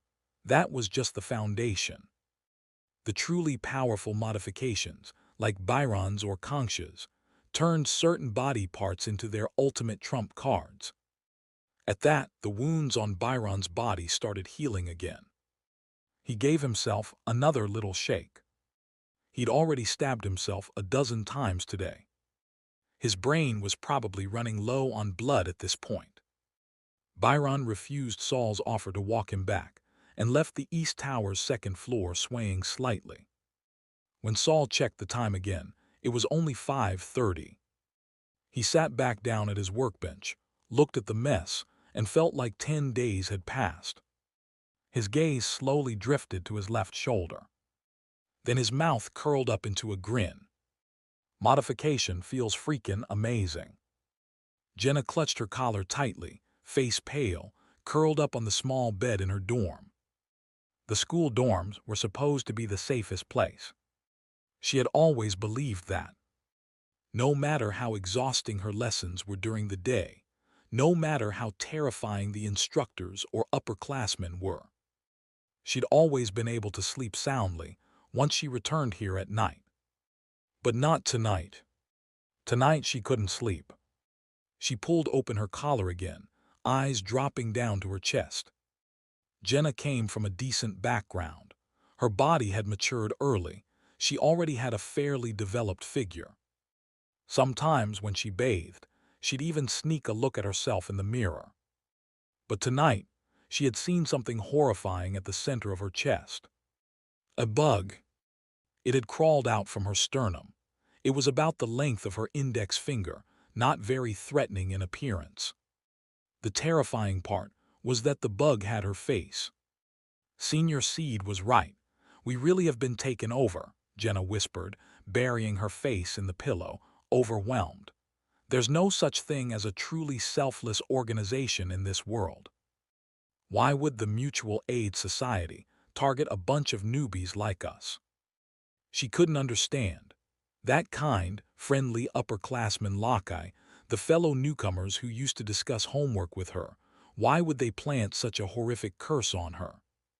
If Senior Seed hadn't warned me, a flash of admiration flickered in Jenna's eyes, quickly replaced by fear. I'd probably be just like the others, completely unaware of the danger, but I'm already cursed. What do I do now? Her toes curled and clenched, crumpling the sheets beneath her. It's a shame Senior Seed isn't good at breaking curses, and he can't openly go against Senior Lockeye either. Jenna frowned again. I'm just a newbie. How could I possibly break free of the mutual aid control? Suddenly, something clicked in her mind. Wait, Kelly. Kelly only went to one mutual aid meeting and never showed up again. Did she already figure it out back then? Damn it, why didn't she warn us? Chapter 51. A desperate plea for help. Jenna slammed her fist against the bedboard, producing a dull thud that startled her more than anyone else. Clutching her chest to calm her nerves, she took a few deep breaths before continuing to think. Now's not the time to get lost in thought. Tomorrow I'll look for Kelly, see if she's willing to help. But what if she refuses? The night grew deeper. The candlelight in Jenna's room stayed bright the whole night. Early the next morning, Jenna arrived on the 6th floor of the West Tower. She lived on the 7th. Jenna didn't know how to start the conversation with Kelly, and she was afraid someone might see her lingering outside Kelly's door and start asking questions. So all she could do was keep a distant watch on Kelly's room, waiting for her to come out. Jenna, a slightly surprised voice rang out beside her. It was Rocky. Jenna jumped, caught off guard by the sudden interruption. Rocky, she came back to her senses, greeting him blankly. Rocky had just opened his dorm door and found Jenna standing outside. His eyes were full of joy, but when he opened his mouth, he couldn't come up with anything else to say. Rocky, Jenna knew Rocky liked her, and seeing him now she couldn't help but ask, Rocky, could you come with me? What? Rocky's eyes lit up, hopeful for what she might say next. He was practically on tiptoe with excitement. No, Jenna suddenly regretted it. No, it's nothing, forget it, thank you. She forced a radiant smile, but once again pushed away the eager Rocky. Rocky felt both curious and disappointed, but he didn't want to make things hard for Jenna, so he forced a smile and said, It's fine. If you ever need anything, you can always come to me. Jenna nodded but thought to herself, what help could you possibly give me? At that moment, Kelly's door finally opened. Jenna couldn't hold back anymore and rushed over. Kelly, let's go to class together today. Kelly narrowed her eyes, her suspicion rising. She hadn't forgotten the last time Jenna had approached her. It was to invite her to join the Mutual Aid Society. Could it be that because I've skipped a few of the meetings, she's here to drag me back in again? No, Kelly rejected her without hesitation. Kelly, Jenna took a step forward to say more, but Kelly clutched her books and darted past her in a flash. By the time the dumbstruck Jenna turned around and tried to give chase, Kelly had already run up the ramp and vanished. Saul didn't show up for class today. It wasn't the first time he'd skipped a public lecture entirely. Many new and older apprentices thought Saul had given up on his studies. Given his magical aptitude, it was almost impossible for him to pass the third-month freshman exam. As for the consequences of failing, it would depend entirely on his mentor's mood. Once praised for his powerful mental strength, Saul had now gradually faded from everyone's attention. Except for a few people, no one cared anymore about this class-skipping apprentice. Kelly wasn't sure about Saul's current progress, but there was one thing she knew for certain. Even second-rank apprentices sought him out to ask about the construction of compound runes. And thanks to his methods, Kelly had made significant breakthroughs in her own rune research. For that alone, Kelly believed Saul's skill in spells far surpassed the vast majority of their classmates. But that was a secret. Saul never talked about it, and of course, Kelly wasn't going to spill it either. Still, on days when Saul didn't show up, she often found herself a little bored. Today, however, she longed for her boring routine again. Because the very same Jenna she had just rejected came and sat down right next to her. Kelly immediately got up and switched seats, but Jenna followed her like a shadow. The second-rank apprentice who was there to lecture on Noah's script had already stepped onto the podium. Kelly couldn't very well keep running around inside the classroom. She shot Jenna a fierce glare, clutched her books, and walked straight out of class. Jenna stared in disbelief at Kelly's back. Then her face turned bright red with anger and embarrassment. That Kelly, doesn't she have any sense of camaraderie at all? But Jenna held back her frustration. She stood up and chased after her. This is a matter of life and death. How could she give up so easily? To escape Jenna's sudden and relentless pursuit, Kelly slipped out of the classroom right after meditation class. She didn't return to her dorm, instead heading straight into Mentor Gudu's lab. She didn't dash back until it was nearly 8 o'clock. Kelly. The two girls collided in the hallway on the 6th floor and tumbled to the ground. You again? Kelly sat up, pressing against Jenna's stomach, staring at her in disbelief. Is this persistent, clinging girl really the same one who used to blush so easily? Jenna winced, clutching her chest. Kelly had just crushed the bug on her chest. It hurt badly. What do you want from me? Kelly stood up angrily, crossed her arms, and looked down at Jenna. Tears welled up in the corners of Jenna's eyes, but Kelly remained unmoved. Spare me the drama. Even my father's mistresses can fake cry better than that." Jenna was stunned once again. She had known Kelly was proud and aloof, but she hadn't realized just how sharp her tongue could be. With no one else around, Jenna bit her lip hard, then suddenly dropped to her knees and clutched at Kelly's pant leg. "Kelly, please tell me how you got rid of the bug." "What bug?" Seeing Jenna kneeling, Kelly frowned but didn't kick her hand away. Jenna thought she was just pretending not to know. She lowered her voice and mumbled, "The Mutual Aid Society." Kelly's face instantly paled. The bug from the Mutual Aid Society. She thought back to what Senior Byron had extracted from her brain. Was that the bug from the Mutual Aid Society? But how did Jenna know? "How do you know about that?" Kelly asked, looking down at her. Jenna hesitated, unwilling to speak, and Kelly immediately turned to leave. Jenna quickly scrambled forward, grabbing her pant leg again, and whimpered, It was a senior who helped me." Who? Byron's image flashed through Kelly's mind. He didn't want to give his name, said he didn't want to go up against the Mutual Aid Society. Then why not ask him for help? He said he's not good at dealing with curses. Curses? Byron said it was a parasite. Was it not, Byron? Seeing that Kelly didn't speak or walk away, Jenna thought she was hesitating and felt a flicker of hope. She kept pleading. "Kelly, you're the only freshman I know who went to the Mutual Aid Society and never went back. You must have. You must know how to get rid of the bug. Please help me. I'll pay you magic crystals or credits." But even Byron hadn't wanted to mess with the Mutual Aid Society. Kelly certainly didn't want trouble either. And she didn't have the strength to interfere. Kelly had gotten out of the Mutual Aid Society's grasp. Maybe they didn't care about losing one freshman. But if she helped others and stuck her neck out again, wouldn't they start targeting her once more? Going against an entrenched, powerful group was extremely dangerous. "I really can't help you," Kelly said stiffly, trying to shake Jenna's hands off. "I'm just a freshman too." Kelly. Seeing Kelly still refusing to help, Jenna's tears finally spilled out. She abruptly pulled back her hands and yanked open her collar. "Look at me." "Wow, great figure."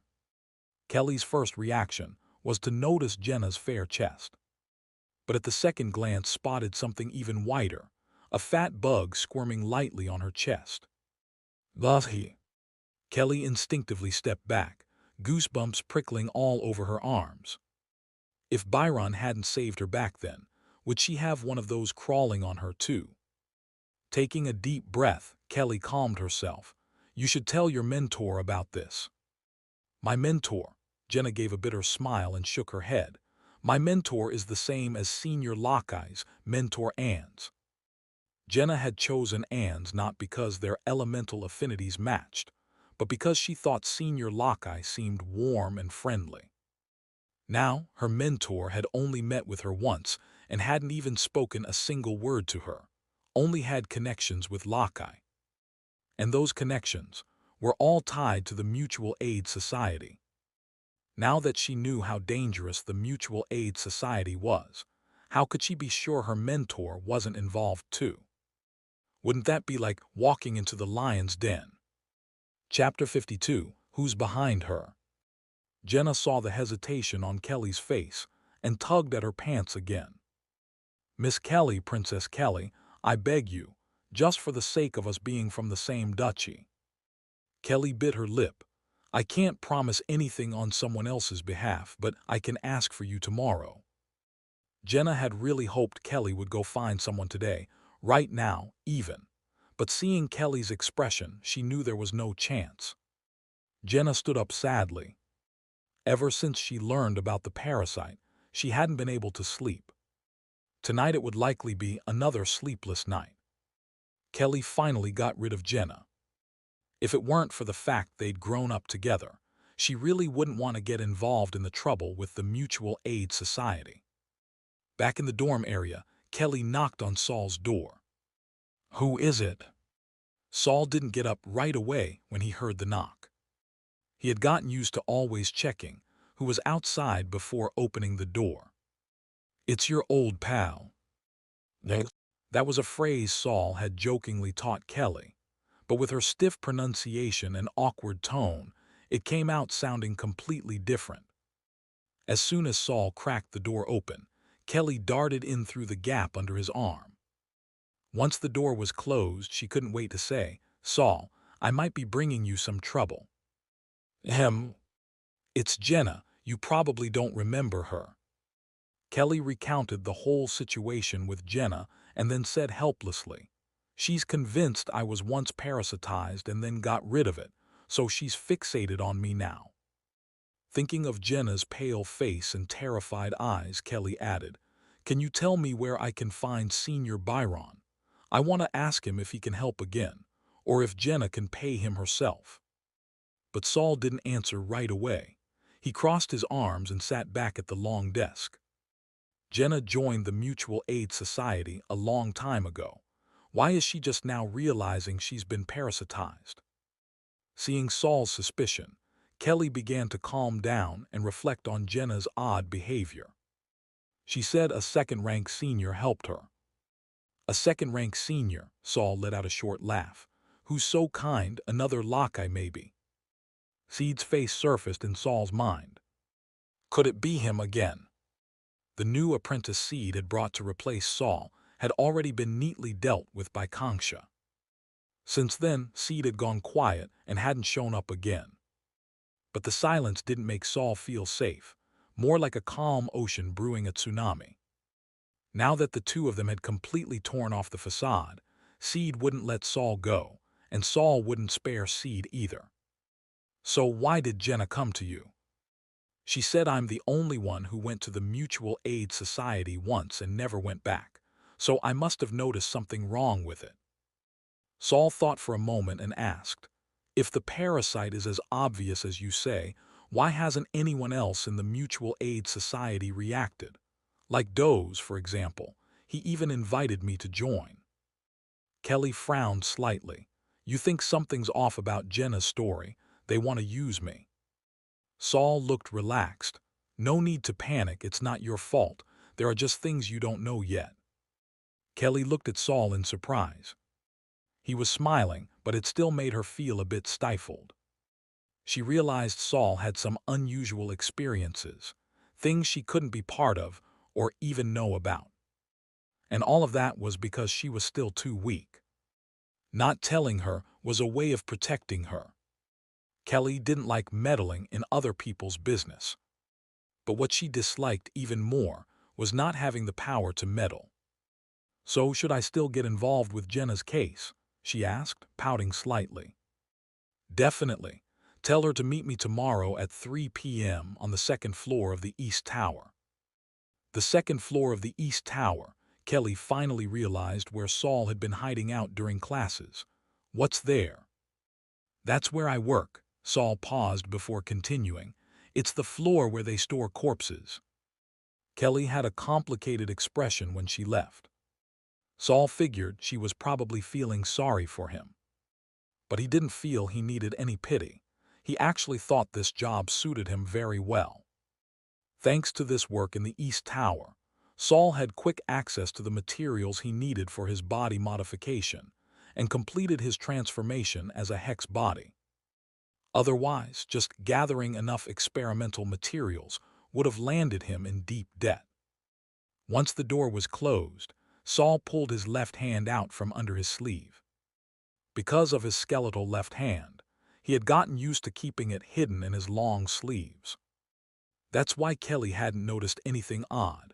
But in fact, Saul's left hand had already changed from stark white bone to a normal, but oddly shaped hand with gray-brown skin. The once pale, artificial skin had oxidized over the day, turning into a dusky shade, which also meant it had fused with Saul's body. That gray-brown hue had even spread up to his forearm, turning everything before the elbow a faint gray. Now his left hand could move freely, and had become an ion collector during meditation, greatly increasing his efficiency. More importantly, Saul's magic aptitude had improved slightly, just a little but still a noticeable gain. Currently, his magic power level had reached an impressive 13 joules after the stabilization of his left hand. That might not be the highest value among new apprentices, but the progress was definitely the greatest. No wonder Senior Byron had offered 100 credits in exchange for Saul's body modification formula. Unfortunately, Byron didn't have that many credits on hand. Now Saul was the creditor. Byron owed him a favor and nearly 100 credits. Such was the value of knowledge. Even if that knowledge had been scraped together by Saul through desperate diary studies and tireless experimentation. After leaving Saul's room, Kelly didn't realize that Jenna had been hiding in Rocky's dorm all along, secretly watching her through the door crack. She went to see Saul, then just returned to the dorm, Jenna muttered under her breath. She didn't go anywhere else. Saul, it must be Saul, but why Saul? Jenna couldn't figure it out. According to Duke, Saul's magical aptitude wasn't even enough to support casting 2 zero-tier spells. How could someone like that possibly help Kelly deal with a parasite? Or maybe Saul met someone. Jenna was deeply unsettled. At that moment, Rocky's door was suddenly pushed open from the outside, almost hitting Jenna. Sorry, Jenna, what are you doing in Rocky's room? At the door were Doze and Duke. When they saw Jenna inside, both had odd looks in their eyes. Jenna straightened up, avoiding their gazes. Doze and Rocky were both part of the Mutual Aid Society and hadn't noticed anything strange about themselves. Jenna didn't dare warn them, fearing Lockeye would find out. I came to ask a few questions. Doze burst out laughing. Then you should have come to me or to Senior Lockeye. What could Rocky teach you? Rocky had been standing behind Jenna. Hearing that, his eyes flickered and he mumbled, I've already learned all the basic runes. All right, realizing he'd gone too far, Doze chuckled and slapped Rocky on the shoulder but didn't actually apologize. Duke, however, kept his eyes fixed on Jenna. Suddenly, he smiled. Jenna, were you just spying on Saul's dorm? Chapter 53, No One Lives Easily. Duke's words instantly silenced the room. Doze and Rocky looked at him in confusion. Why would Jenna be watching Saul's dorm? Doze asked, puzzled. Rocky had also noticed Jenna's odd behavior, but since she didn't offer an explanation, he hadn't dared to ask. He was afraid Jenna would get upset. Still, Rocky was nervous. Was Jenna really spying on Saul? I wasn't. I was looking at Kelly. Jenna instinctively defended herself. Oh, Tilda, Duke gave a half-smile, half-smirk. So not Saul, Saul and I don't get along, but at least we share the same mentor. I thought maybe you were looking for him for something, and I could help you out. Never mind then. Duke shrugged and turned as if to leave. But Jenna couldn't help calling after him. Duke, do you know where Saul usually hangs out? At that, both Doze and Rocky snapped their eyes toward Jenna.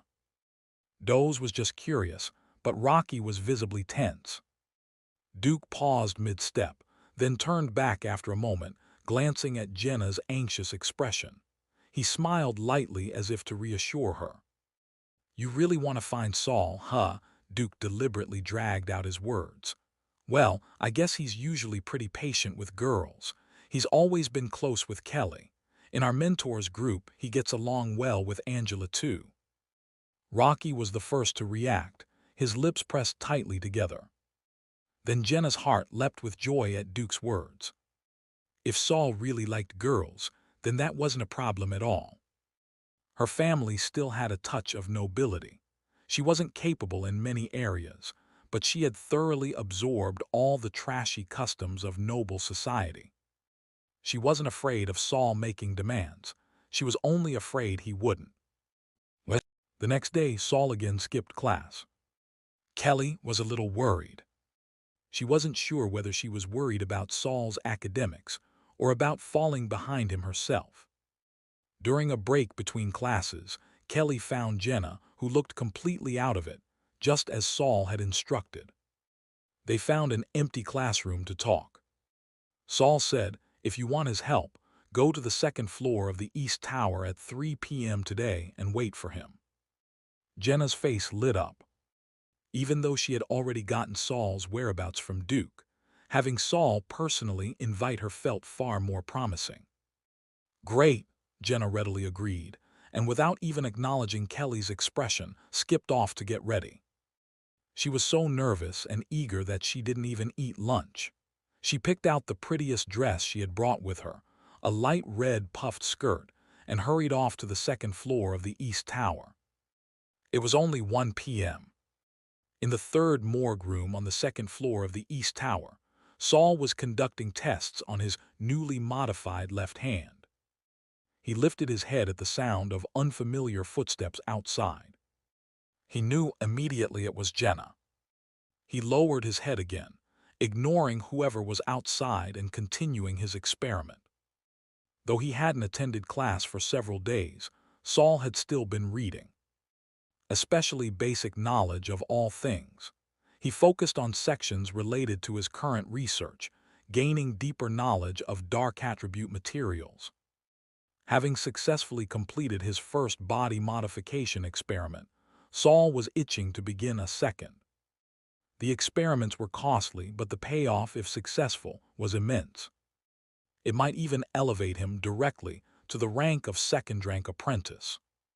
He wasn't short on money. Byron still owed him nearly 100 credits. Nor was he short on materials. Thanks to his job, Saul had managed to privately collect quite a few. The rest could be requisitioned from the registry, with Byron footing the bill. Time crept toward 3 p.m. As the hours dragged by, Jenna's initial excitement slowly deflated. This was her first time on the second floor of the East Tower. Unlike the West Tower, the East Tower seemed riddled with trap-like horrors. Apart from classrooms, the library, and the registry, Jenna never wandered the school alone. And this second floor was particularly unnerving. Though the hallway looked neat and quiet, the air was thick with a hard-to-describe odor. A mixture of rot, blood, and filth. At the entrance to the hallway sat a massive, intimidating figure. When Jenna passed by, she was terrified he might stop her. Why would Saul be working here? Such a grim place. Had his mentor banished him? If that was the case, could Saul really help her get rid of the parasite? This place didn't exactly scream powerful person. Just as she was lost in thought, someone passed right by her. She only noticed when the figure was already walking past her shoulder, and the shock made her jump. The man kept his head down and went into the second door without acknowledging her at all, as if she were nothing but air. He looked older but didn't have the presence of a second-rank apprentice. Jenna recalled the man's back. Maybe just a very senior first-rank apprentice. Could he be the one who helped Kelly with her parasite? She hesitated, wanting to follow, but was afraid of being scolded. While she lingered, another figure suddenly appeared in front of her. This time Jenna froze. If she hadn't looked up, she might not have noticed this person at all before they disappeared down the hall.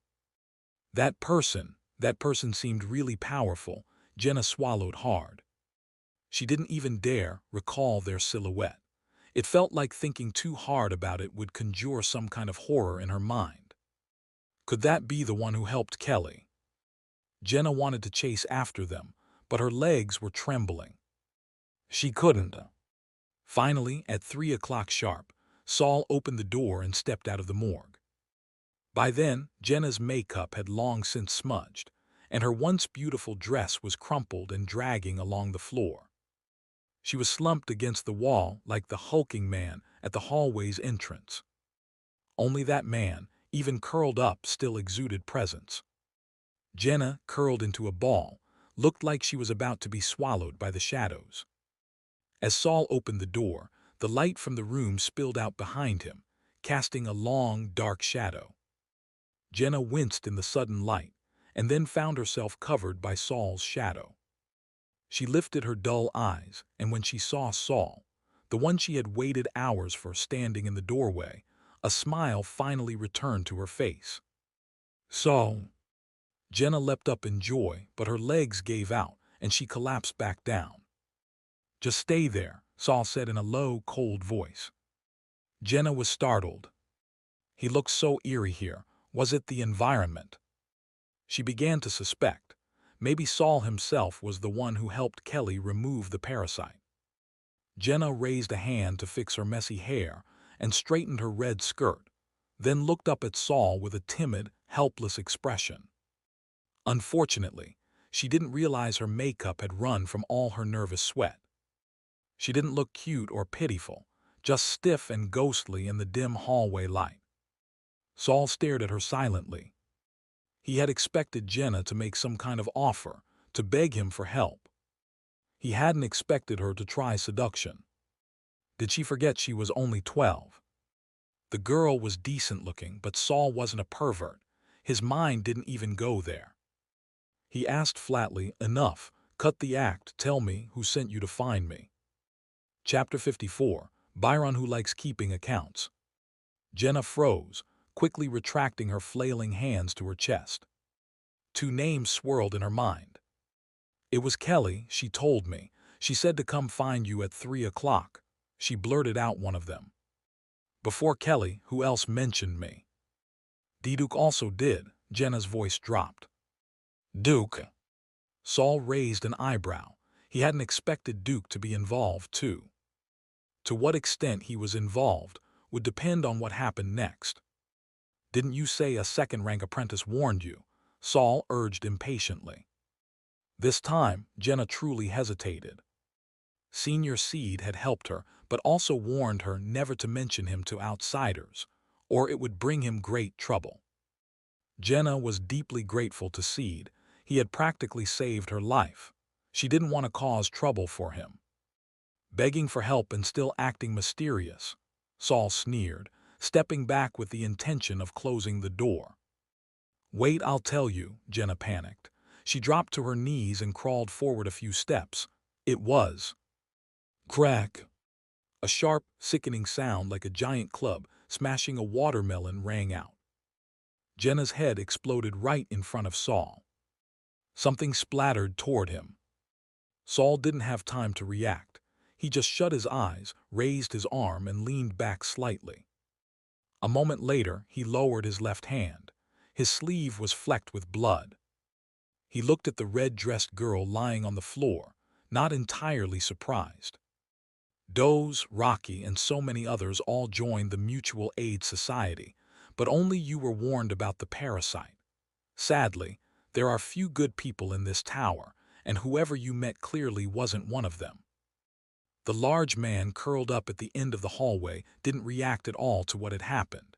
He remained motionless like a corpse. The second door across the hall opened slightly. Hayden's face flashed behind it. Upon seeing Jenna's body, he immediately shut the door again. Then someone emerged from the dim hallway. Byron gave the body a casual glance before turning to Saul. Him. No one cared about the corpse on the floor, but the living man standing in the hallway was subjected to a thorough magical inspection. Byron stepped back, shaking his head to indicate that Saul had nothing unusual on him. Saul took off his coat and wiped the blood and flesh from his face and arms. When he looked up again, Byron was pulling a small notebook from his mouth and scribbling something in it. That notebook recorded the credits Byron owed Saul. Every time he did something for Saul, he would deduct the appropriate amount without being asked. That was one of the things Saul really appreciated about Byron. A person who could separate favors and debts and always trade fairly. That was a rare thing. Saul stared at the blood-soaked red dress on the ground, now even brighter from the blood, and frowned. Saul shook his head slightly. "I don't feel guilty." He used to think he was the only unlucky one, constantly skirting death since entering the tower. But now it seemed there were plenty of people worse off than him. Others weren't living in a carefree world either. At least he had his death premonition. Jenna probably didn't even understand what was happening to her until the very moment she died. She thought she had seen the light, only to fall straight into a deeper abyss. Byron remained expressionless. He had seen too many deaths. To him, the girl's corpse simply meant another fool had challenged the Tower Master's rules. Ahem. Byron's gaze lingered on Jenna's body. Suddenly noticing something, he stepped forward and crouched down to examine her. A moment later, he abruptly backed away and threw a cloud of black mist from his hand. The mist surged like a giant python, completely engulfing Jenna. The corpse swelled inside the black mist, and a sharp sizzling noise echoed. Thin, thread-like things attacked the mist from within. The mist bulged and sank, as if it would burst at any moment. But in the end, the mist prevailed. Its shape stabilized, clinging tightly to the girl's body. Byron waved his hand, and the black mist evaporated on the spot. Jenna's corpse reappeared before them. What was now exposed made even Saul take a step back and toss aside his coat. Jenna's body was covered in countless bloody holes, like a beehive. Not a single patch of skin was intact. Her blood seemed to have been devoured. There was barely any on the floor. Her once bright red dress was now tattered and ruined. What was that? Scratch, scratch. Byron didn't answer right away. The sound of writing came from the side.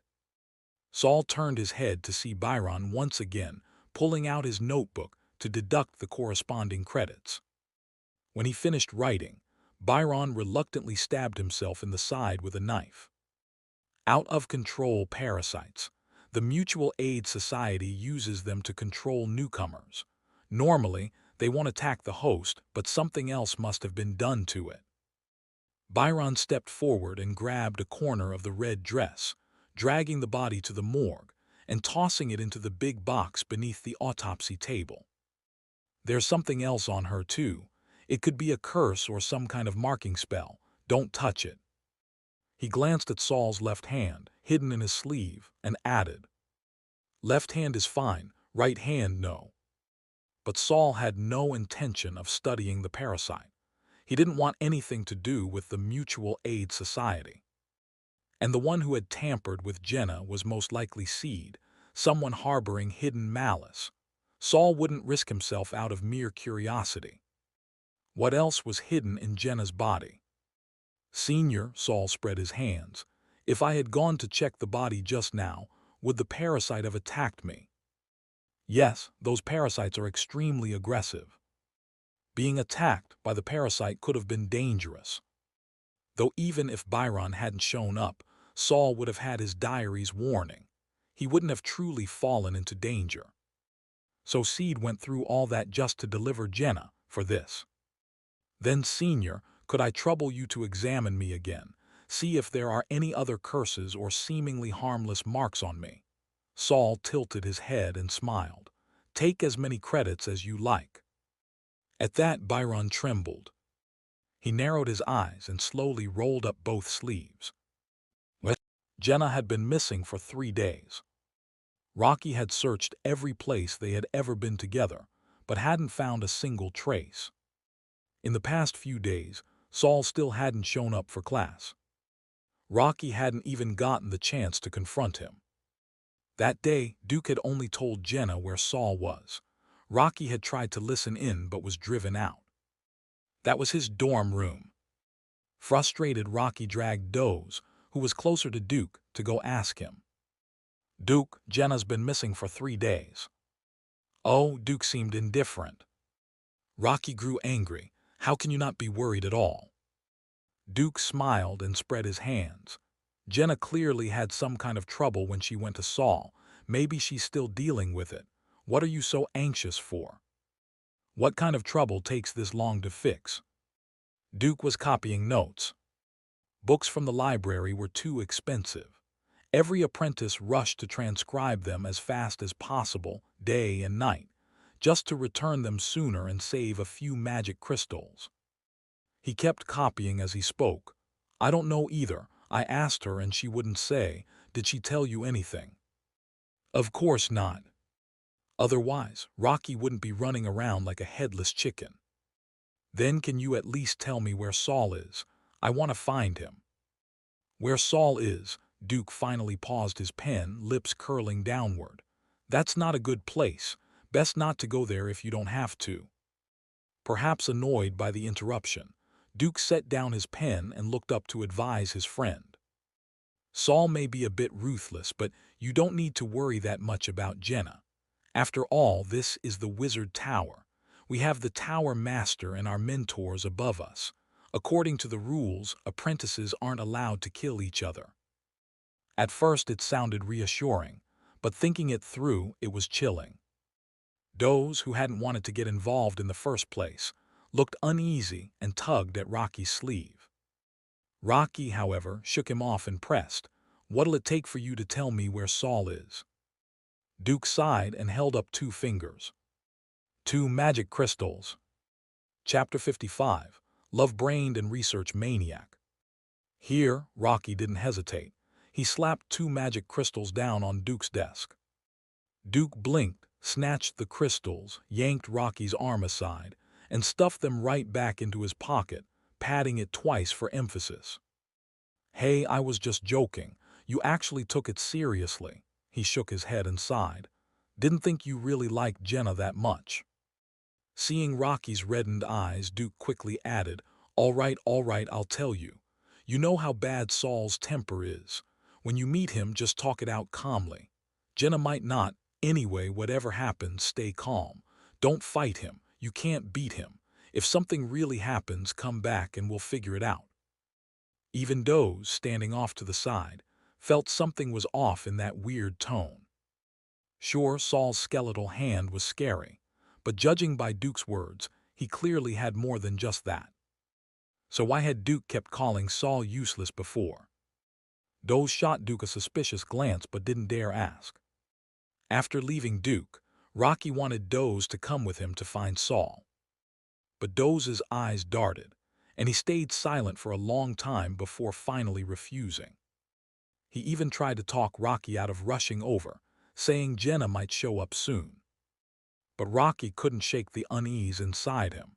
He felt like he had to see Saul immediately. After meeting Duke, the way he talked about Saul only intensified the panic gnawing at Rocky's heart. It was like something was tearing at him from the inside, leaving no room for doubt. He just needed to ask Saul face to face. That afternoon, Saul's experiment was interrupted once again by furious pounding at his door. He frowned slightly but kept his hand steady, slowly adding something to the test tube.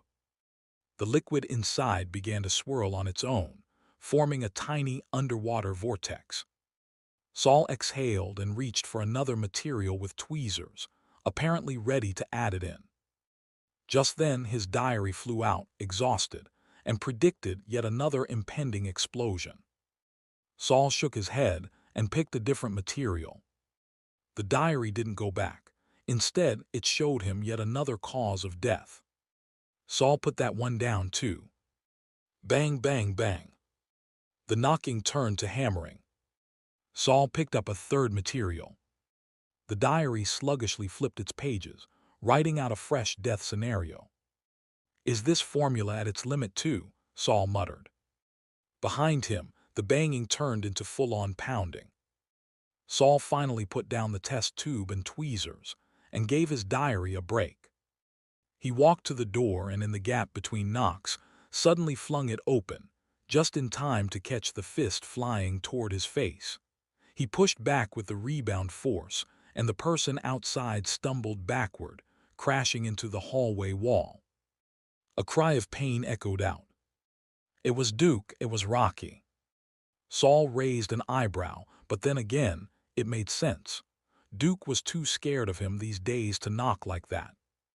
Without a word, Saul cast a zero-rank spell. Demoralized gaze. Rocky froze on the spot, trembling all over, lips quivering, limbs shaking. Clang! A small knife slipped from his hand and clattered loudly to the floor, echoing through the empty hallway. Saul glanced at the knife with disdain. A wizard apprentice trying to attack with a blade. Have the past 2 months been all about romance for this guy? You, Saul was surprised Rocky could still speak. You actually know spells. Rocky stared at him, fear and shock on his face. This guy had practically dropped out, hadn't even shown up to public classes, yet he'd already mastered his first spell faster than Rocky himself. It didn't even occur to Rocky that Saul might know more than just one spell. His mind couldn't process that possibility. Saul, on the other hand, was confused why Rocky seemed so shocked. Wait, does he not even know a single spell yet? No way, I already know 4. Who told you to come find me? Saul didn't bother answering Rocky's question. His voice was impatient. At the same time, he stepped back slightly, ready to duck behind the door. He wasn't about to get splashed with blood again. Rocky's answer caught Saul a little off guard. Jenna, been missing for 3 days. I'm worried about her, so I came to check. Rocky seemed to have shaken off the effects of demoralized gaze, but his sweat-soaked face still showed just how terrifying the experience had been. Who told you I was here? Saul's eyes flicked to the knife on the floor. And you seem pretty sure I had something to do with Jenna's disappearance. Duke, Rocky answered weakly. Duke again. When did that dimwit become mastermind material? He's probably just someone's puppet. You knew Jenna vanished after coming to see me, and you still came alone. Saul stared at the boy. No, boy was more accurate than young man. Under Saul's gaze, Rocky suddenly felt like the person in front of him wasn't a fellow apprentice, but a second-rank wizard who could snuff out his life in an instant. They'd only been apprentices for less than 3 months. Could the gap really be this wide? The fire in Rocky's heart was thoroughly extinguished. Now he was just scared. He lowered his tone, his stance, and even his head. Saul, do you know where Jenna is? I'm really worried about her. You're already caught in a conspiracy and still worried about someone else. Saul almost wanted to grab him by the collar and shove Jenna's corpse in his face. Too bad everything in that big chest got cleaned up every night by the giant outside the door. Saul opened his mouth, then closed it. Eventually he just said, Jenna's not here anymore, go back. What he really wanted to say was, this isn't something you can get involved in. It's not too late to walk away. But he didn't say that. Rocky lifted his head, eyes rimmed red, lips pressed tight. He'd already picked up on the truth hidden in Saul's vague reply. Thank you. He lowered his head again, stumbled a few steps, and leaned on the wall as he walked away from the 2nd floor of the East Tower. Watching Rocky's back disappear, Saul quietly closed and locked the door. At first, he thought Rocky might be another human bomb someone sent after him, but it looked like it was just youthful passion messing with the kid's head. Either way, the girl he was looking for wasn't going to show up again. Is Seed the one pulling the strings behind Rocky and Duke, too? What's he trying to do? Dragging so many people into this, doesn't he worry about getting caught? Or did Brown's death push him over the edge, and now he's betting it all on one reckless plan? Waiting for the plot to surface was agonizing, but with Saul's current strength, that's all he could do. Besides, Seed was always hiding in the shadows. Saul couldn't even get close to the source of the problem. He had to force Seed to step into the light. If he could grip the strings tied to Rocky and Duke, maybe he could yank the puppeteer out from behind the curtain. Still, Rocky resisted demoralized gaze way better than Brown. He recovered fast. Saul's mind shifted back to spell mechanics. Is it because wizard apprentices have higher mental power than ordinary people? The same spell that completely crushed Brown only froze Rocky for a few seconds. He thought back. About 5 seconds, I think. That's plenty if the target is close, enough to kill someone. But if I were using it on a second-rank apprentice, maybe it'd only freeze them for 1 second. No wonder zero-tier spells were also called tricks. They really weren't much use between wizards. The encounter had sparked new thoughts. Maybe his second body modification potion was failing because the base liquid just wasn't strong enough to carry powerful materials. Without that strength, the potion couldn't stabilize. Just like zero-tier spells, they only go so far, and with the materials on hand, the chances of designing multiple viable modification plans were slim. Still, Saul had no better way to level up quickly. He died so many times in that diary already. Fortunately, the notebook didn't seem to run out of pages. Only the front part had been used so far. In the test tube, the underwater vortex reformed again. Saul picked up a material that had failed yesterday. The diary wrote, "You didn't die any prettier this time."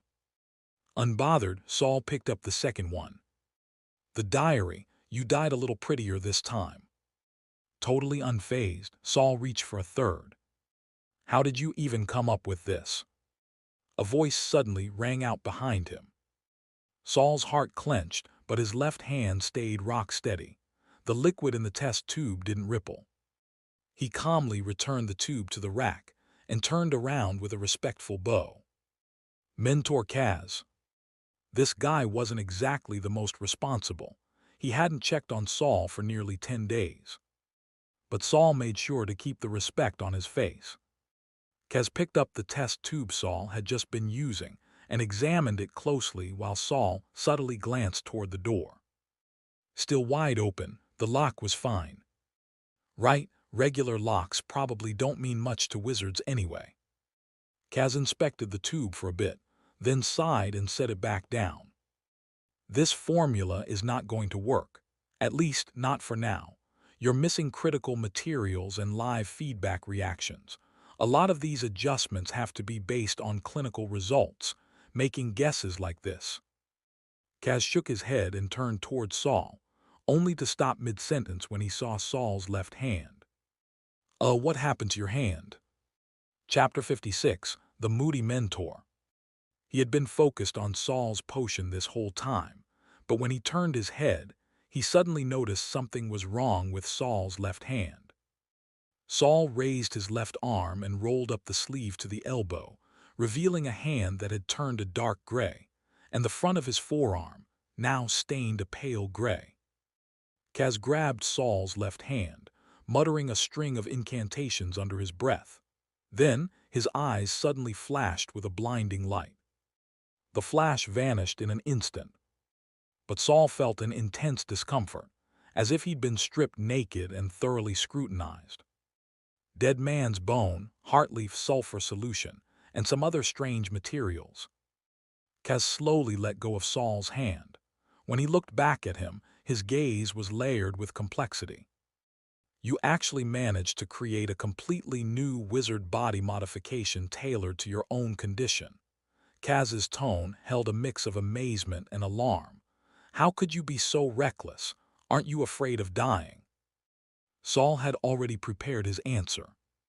"I was afraid, but I had no other way to get my magic level up to 10 joules before the test." Saul lowered his head, staring at his left hand with a heavy expression. "I figured since my left hand was already like this, even if it failed, worst case, I'd just lose the whole thing." Kaz snorted coldly. "HMPH, you think if it failed you could just cut off the hand and be fine?" Then he frowned. "Why did it have to be 10 joules? Before Saul could roll his eyes and reply, Kaz suddenly recalled the offhand remark he'd made back when he didn't think much of Saul, the one where he casually set that goal for him. Ahem. Not wanting to admit he'd forgotten about it, Kaz hastily added, "Even if your mana doesn't reach 10 joules by then, as long as I see your effort and progress, it's not like I can't be lenient." With this life-or-death matter brushed aside, Kaz changed the topic. "So, what can your arm do now? Have you tested it?" Saul retracted his hand, unsure if he should feel pleased or disappointed. "After the initial modification, my magic increased significantly. Now it's stabilized at 13 joules. My mental strength has also improved a bit. My left hand can resist ordinary damage and even some degree of spells. As for exactly how much, I haven't dared test it too far. Kaz listened to Saul's calm report, stroking his chin and sneaking a glance at Saul's eyes. He thought, this apprentice really doesn't understand the value of what he's done. Clearly, he had no idea how much his wizard body modification could mean to others. No, he couldn't let the kid get cocky. But your setup probably has a major flaw. Kaz circled around Saul. The sudden gain in magic could overload your mental body and push you to the brink of cognitive collapse. A first-rank apprentice wouldn't be able to handle that. You'd either explode with a boom, snap into madness with a buzz, or... Kaz stopped behind Saul. His voice dropped, turning frigid like the deep sea on a winter night. The temperature in the morgue plummeted. Saul opened his mouth. The breath he exhaled crystallized into frost. He felt like he was about to freeze to death. The air solidified. The oxygen in his lungs felt like blocks of ice. Kaz slowly raised a hand and placed it on Saul's head. Or let me ask it another way, are you still Saul? A sharp, lethal intent pierced down from above, seizing his brain. It was as if the Reaper's scythe was already poised behind him. If he hesitated for even a second, he'd lose his head. Saul forced open his mouth and pushed out a strained voice, tasting iron as blood filled his mouth. Yes. Kaz withdrew his hand. The temperature began to rise. All the discomfort vanished. Even the blood in Saul's mouth was gone. It was as if nothing had happened, like it had all been an illusion. Good, Kaz stepped back in front of Saul. What had just terrified Saul so thoroughly was, in fact, merely a verification spell Kaz had cast. Your mental body hasn't collapsed into disorder. Seems like you really did get lucky and survive the backlash, but luck won't always be on your side. Don't go using yourself as a test subject for reckless modifications like this again. Yes, Mentor, Saul lowered his eyes. He had thought Kaz might try to buy the modification formula, or trade him for it through guidance or threats. But surprisingly, Kaz didn't seem particularly interested. He'd immediately identified most of the materials Saul had used and pointed out the biggest flaw in the process. Apparently, this sort of wizard body modification was only impressive to someone like Byron, a second-rank apprentice. To a full-fledged sorcerer, it wasn't worth snatching at all. That was fine, too. Saul relaxed a little inside. This means I don't have to worry about the mentors trying to forcibly take the formula. Mentor Kaz, Saul raised his head again. Though still shaken from earlier, he had to seize the opportunity to ask while Kaz was still here, who knew when he'd show up again. I read in the rulebook that only second-rank apprentices can apply for live subject experiments. But do you think, given my current situation, I could apply ahead of time? Kaz nodded. You do seem to have talent in that area. The rigid rules would only hold you back. Seems like you've studied the guide to corpse refinement thoroughly. In that case... His sentence cut off. 10 full seconds passed in silence. Saul couldn't help but glance up and saw Kaz standing there, mouth half open, as if someone had hit pause on him. Mentor, Saul asked carefully, shifting his weight and preparing to retreat if necessary. He was afraid Kaz was about to explode again. Ah, Kaz suddenly snapped out of it, eyes wide and full of fury. Live subject experiments. Ha, did you even read the guide to corpse refinement I gave you? Do you think I gave you that book just so you could mess around with corpses? The mentor, who had just looked pleased now, turned hostile in a flash. Is everyone here schizophrenic or something? Saul quickly bowed his head, not daring to argue. He could only complain silently in his heart. It's literally called corpse refinement. If not corpses, what else am I supposed to be working with? Living people. You've been in the morgue this long, seen so many polluted corpses and mutated materials. And this is all you can think of. Kaz was practically spitting with rage, pounding on the long table with his finger. Saul's brow furrowed as he stared at Kaz in confusion. Wasn't he assigned to the morgue simply to fill a role that no one else wanted? Could the mentor have had deeper intentions? Seeing Saul still didn't get it, Kaz cursed at him like he was hopeless. "You idiot, what did I say when I praised you? You're not even trying. What kind of talent do you have? Soul talent, damn it." He berated Saul thoroughly, scolding him for not doing his duty and wasting his potential. Then he stormed out in a rage, slamming the door behind him, leaving Saul alone, completely baffled.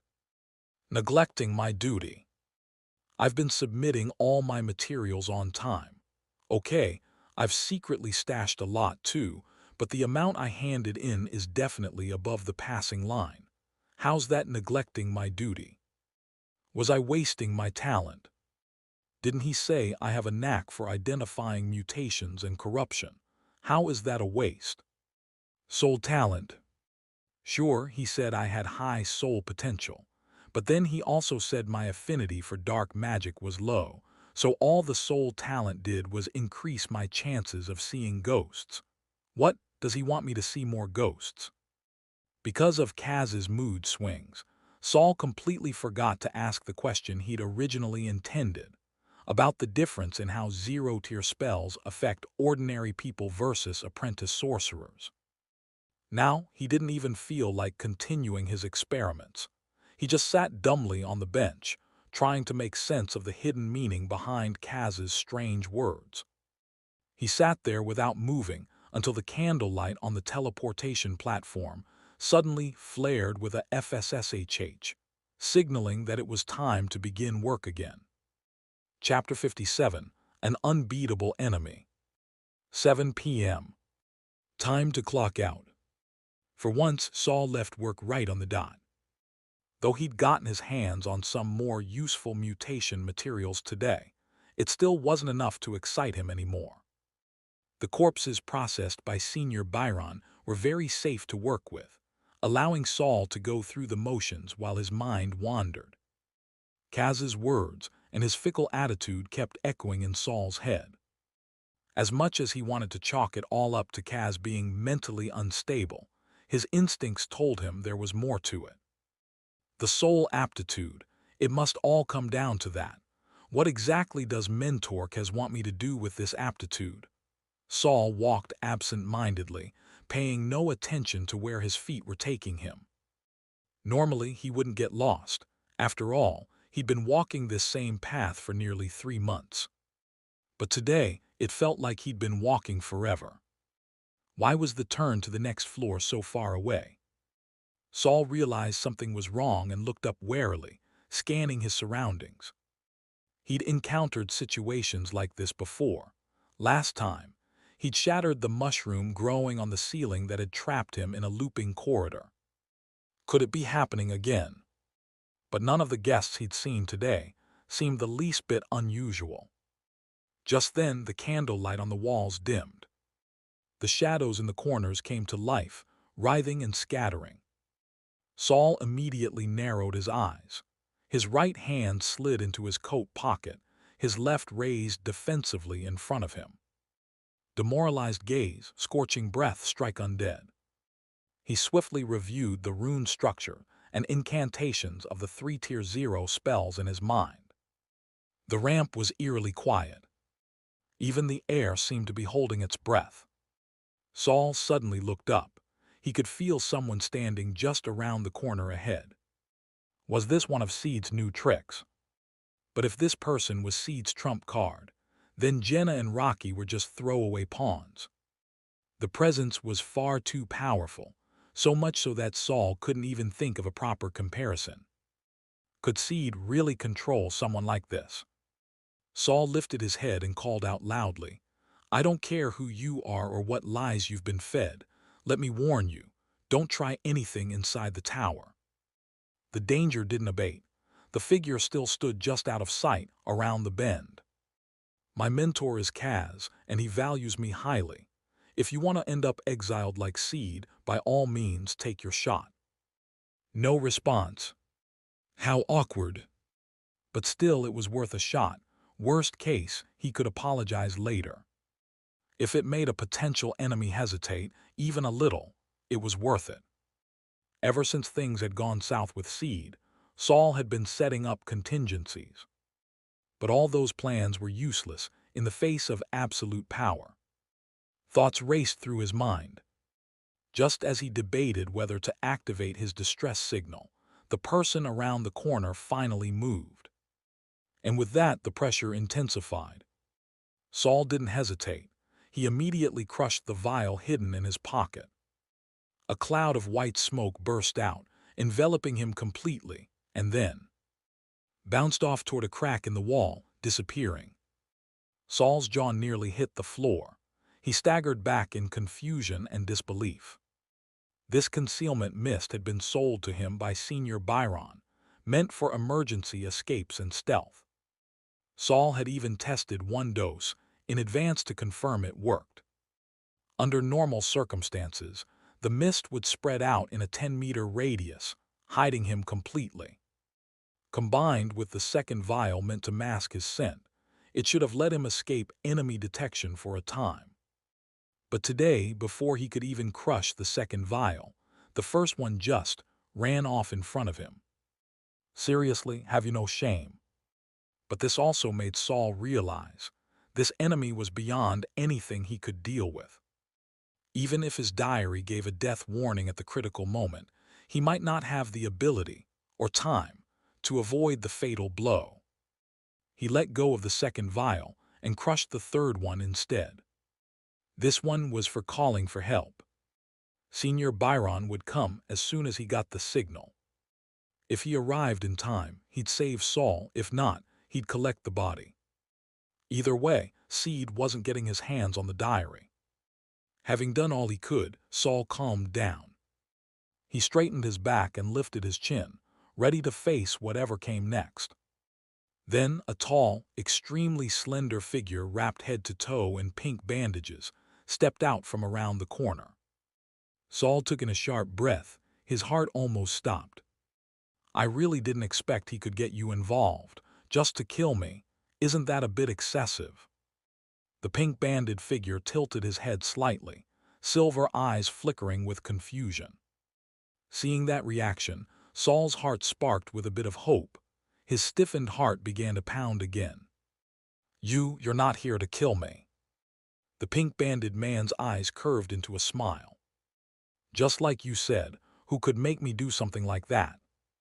His voice was as gentle as ever. He wasn't here to kill him. He wasn't here to kill him. The tension drained from Saul's body all at once, and the breath he'd been holding finally escaped. Only now did he realize his limbs were trembling slightly. He forced a bitter smile. That's a relief. It's good you're not here to kill me. If Big Pink really wants to kill me, I wouldn't have had a chance. None of my backups would have mattered. The pink-banded man slowly walked down toward him. Only now did Saul notice. His toes were always pointed like he was tiptoeing. He moved lightly, yet unsteadily, like he might collapse at any moment but never did. Like reeds swaying in the wind, only to stand tall again once it passed. Big Pink, the man repeated, curious. Saul suddenly realized he'd accidentally said that out loud, caught up in the aftershock of escaping death. He scrambled to explain. But to his surprise, the other man smiled again. He lifted his hand, a strange motion, as though the limb didn't want to rise. You think my pink looks nice too, huh? The turn of conversation made Saul uneasy, but thankfully, the man didn't dwell on it. Then call me Big Pink. He lowered his hand upon seeing Saul's nervousness. Are you still studying wizard body modification? He knew he'd been paying attention. Saul hadn't forgotten that this man had once saved his life in the lab. He didn't think he'd ever become a good person, but he wasn't one to forget a debt. Big Pink had saved him without asking for anything in return. Though Saul knew how powerful the man was, he'd never once tried to mention him to others, let alone rely on his reputation. After all, they'd only met once. But now, Big Pink had been watching him. Was it simple curiosity, or like Kongsha, did he have plans of his own? Yes, Saul raised his left hand, not hiding anything. I succeeded in my first modification, got lucky. But Big Pink didn't scrutinize his hand like Mentor Kaz did. He didn't even glance at it. Saul, your talent shouldn't be wasted on body modification. Now that your magic is up to standard, you should focus on real knowledge. Real knowledge, Saul frowned. Wasn't body modification valuable? If not that, then what? He remembered Kaz's lecture from earlier. You mean my soul aptitude, but I don't even know how to use it. Was the book I gave you too basic? Or maybe you're just a bit dumber than I thought. Big Pink's voice was light and amused, not the least bit angry. Chapter 58. The kindest are the most frightening. Book, Saul blinked, then pulled a thin silk-bound book from his satchel. This book was from you. Yes, a guide to corpse refinement. I thought the knowledge there would guide you to take an interest in the soul. I didn't expect you to start dabbling in body modification instead. Big Pink's even stronger than Mentor Kaz. A realization suddenly struck Saul, and he values me. But the appreciation and attention came so vaguely and unexpectedly that it left Saul a little uneasy. Another thought surfaced. At first, Mentor Kaz clearly didn't want to deal with me, but the next day he told me Seed would be away from the tower for a month. I thought Kaz was just erratic and unpredictable, but it turns out he had Big Pink behind him. And Big Pink, he helped get Seed out of the way and gave me time to grow. All at once, a flood of odd moments from his time with Kaz resurfaced in Saul's mind. But Big Pink seemed to think Saul hadn't understood what he meant. Saul, body modification only offers short-term gains. What you should really be exploring is the soul. A split opened in the bandages across Big Pink's chest. 2 fingers reached in and plucked out another silk-bound book. Another book. Big Pink held it out to Saul. Take a look at this one. Saul hurried to take it. The pages were filled with elegant cursive handwriting. Speculations on soul vessels. If it's too difficult, you can study it alongside the corpse book. I think you'll gain a lot. I'm also hoping you'll come up with some new insights. In that moment, Saul felt like he was back in the corporate world. Boss, I'm a newbie. I don't have anything insightful to contribute yet. Understood, sir. I'll study it carefully. No need to rush. This stuff could keep you busy for a few years. Saul held the book gingerly, afraid he'd tear it with even the slightest pressure.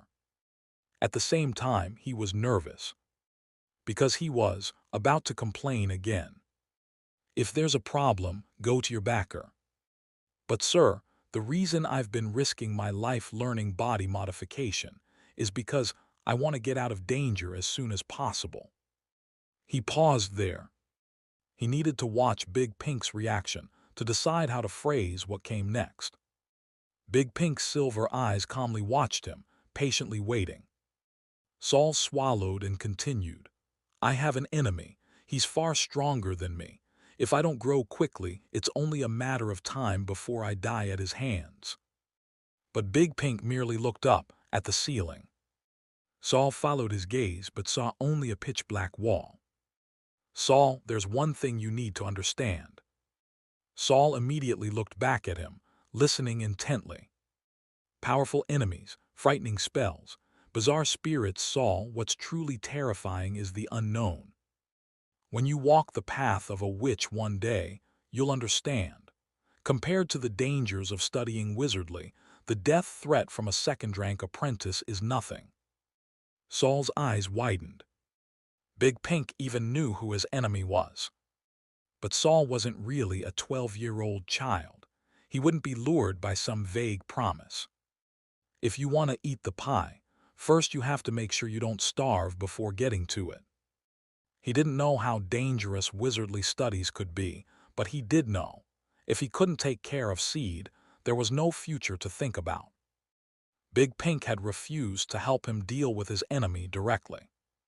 Disappointing, but not unexpected. "I understand, sir." Big Pink looked down at Saul's head. "Why'd you stop calling me Big Pink?"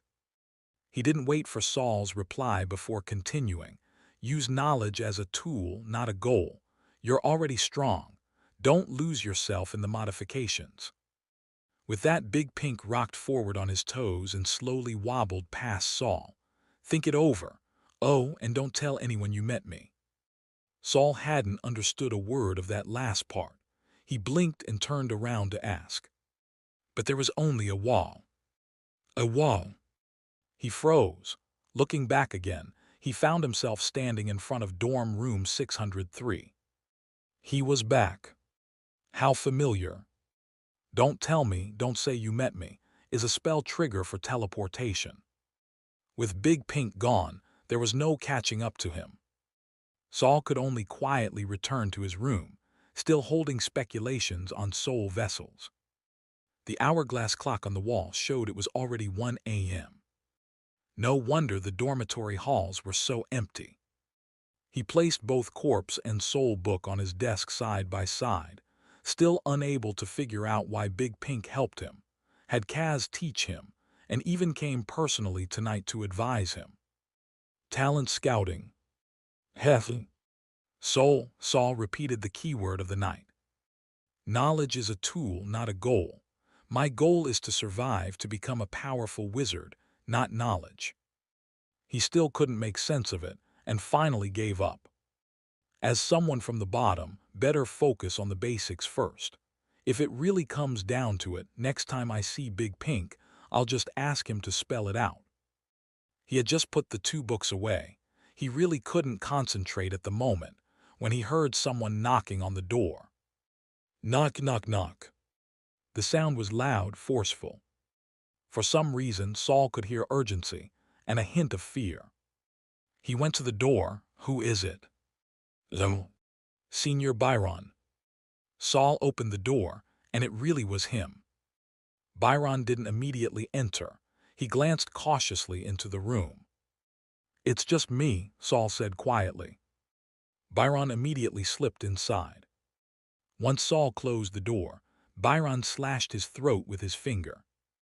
"I got your signal, but," his pupils trembled, "I didn't dare go." Only then did Saul remember that he had crushed the 3rd vial, his signal for help from Byron. Each vial cost 30 credits, 1 life-saving rescue, 100 expensive stuff. "I wasted 30 credits tonight," Saul said darkly. "Who was your enemy, and how are you still alive?" Byron could still feel the lingering fear. He had been standing in the hallway on the 2nd floor of the East Tower. 1 turn was all it would have taken to reach the ramp. He knew Saul was in danger. He promised that even if it was just to retrieve the body, he'd go. But that 1 step, he just couldn't take it. The mute giant next to him had shifted positions for the first time, curling into a corner, head down, arms over his head, shaking with his butt in the air. It looked ridiculous, but Byron didn't even feel like laughing. Honestly, he wanted to copy the pose himself. The nameless fear had kept his right foot in the air, left foot planted, for several minutes. Then suddenly, everything returned to normal. His leg had gone numb, he nearly fell. After a while, he finally worked up the courage to go up the ramp, but there was no Saul. He didn't know if Saul had made it out alive. Against something that terrifying, not even a body would have been surprising. Byron returned to his room in silence. He was about to advance to 3rd-rank apprentice. He had once felt powerful.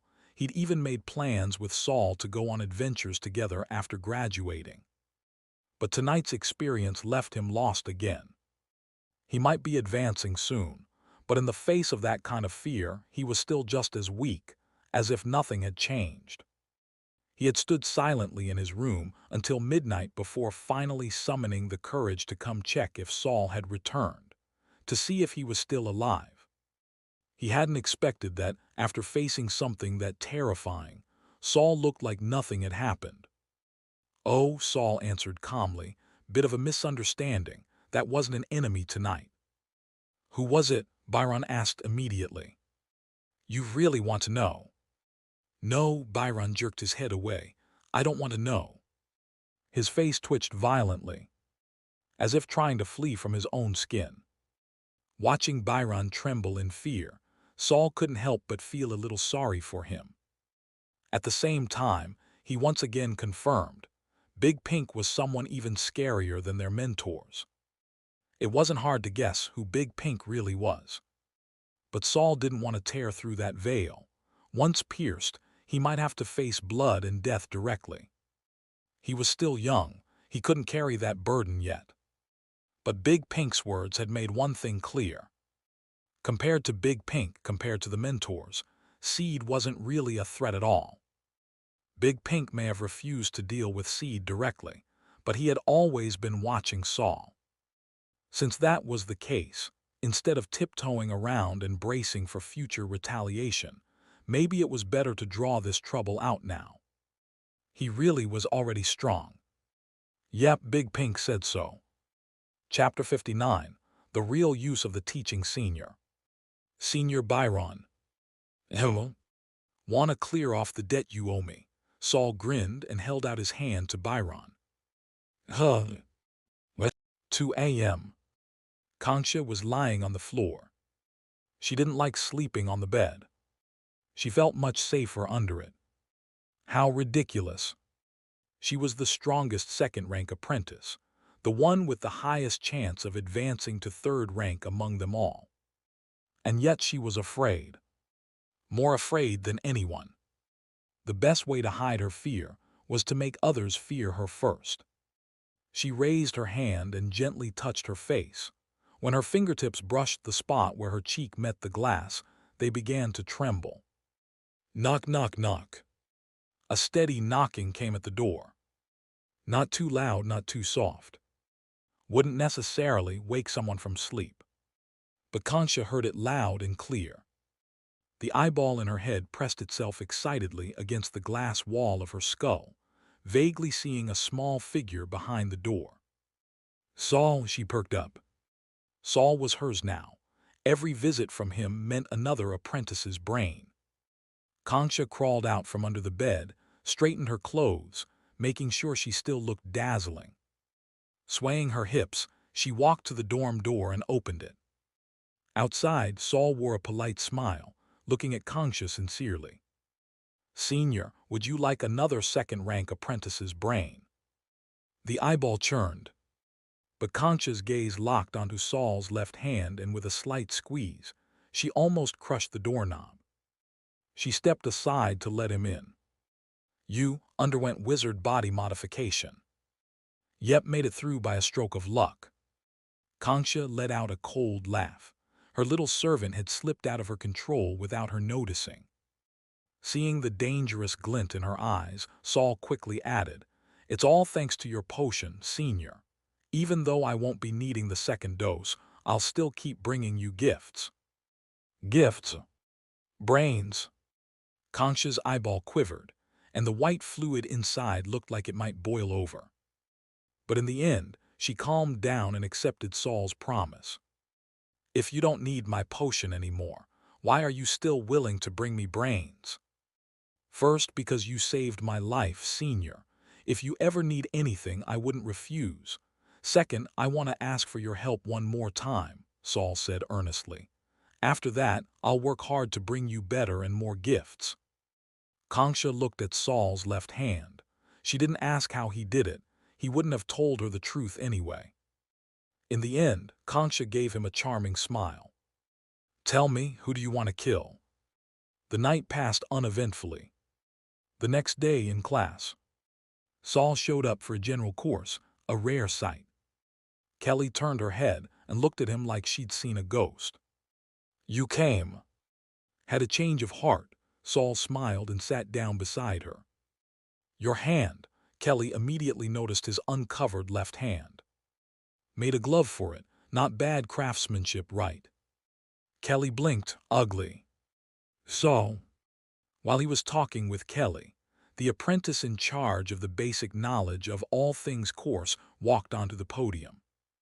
This course always had the same instructor, a second-rank apprentice from the very beginning. Today's lecture was about medicinal herbs, a chapter in the botany section. Saul, for once, listened attentively from start to finish. Not a single word missed. And then he realized this senior was just reading straight from the textbook. So what was the point of this class? It was more sleep-inducing than an audiobook. Not a single word of explanation. Kelly was already scribbling away. Saul took a peek and guessed she was analyzing the structure of some Tier 0 spell model. He didn't look too closely, partly because it would have been inappropriate, and partly because he was afraid Kelly might charge him for it.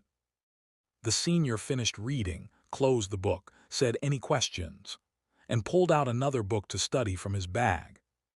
The classroom was almost empty, about half as many people as when Saul last attended. And those who were still here, few were actually paying attention. So what was the point of this class?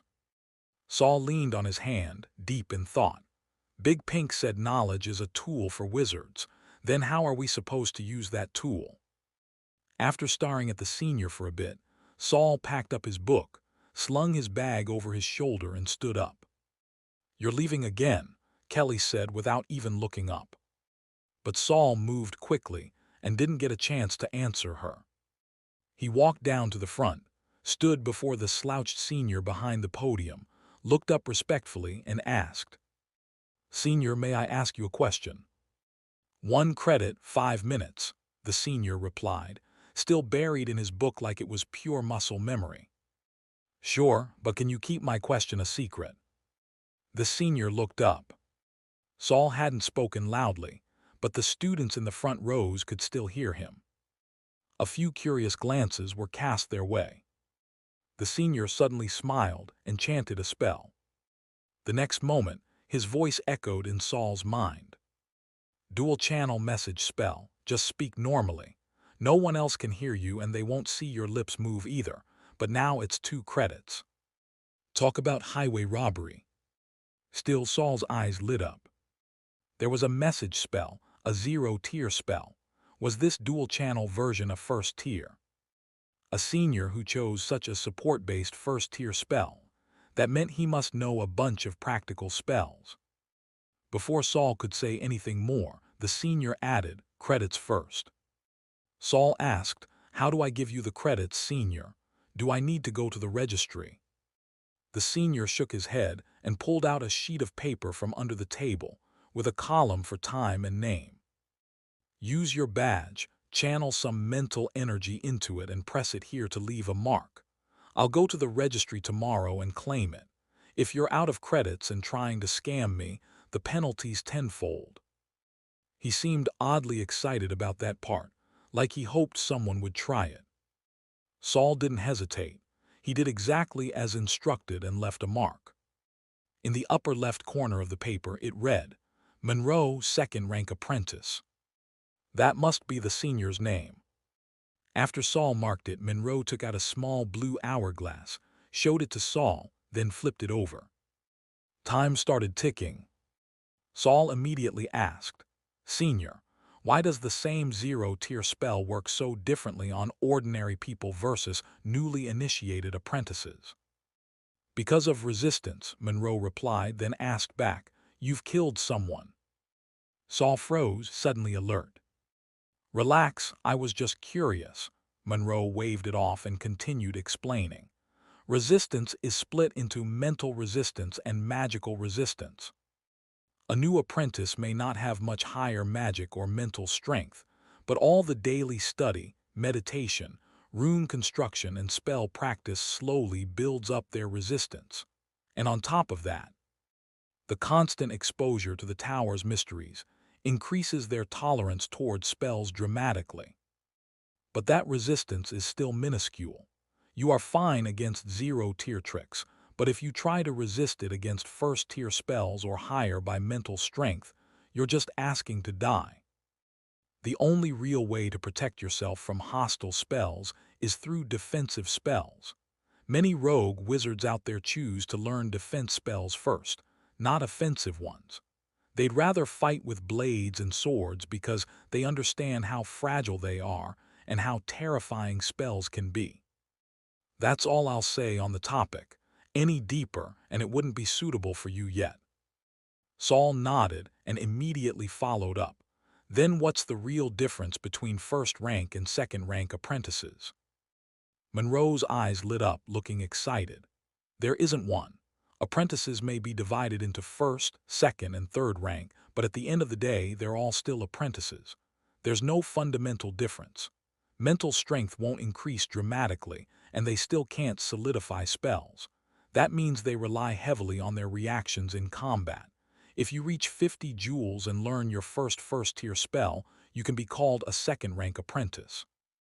But technically, even if you're only at 40 joules, as long as you've learned a first-tier spell, you can wear the second-rank badge. Saul immediately caught the key point. So the essence of being a second-rank apprentice is mastering a first-tier spell. Monroe nodded. But your magic shouldn't lag too far behind either. Advancing too quickly also isn't necessarily a good thing.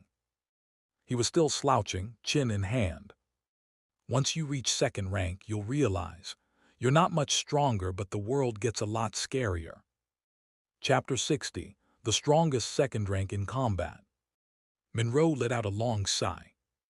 Saul was still waiting for Monroe to elaborate, but it seemed the man had said all he intended to on that second question.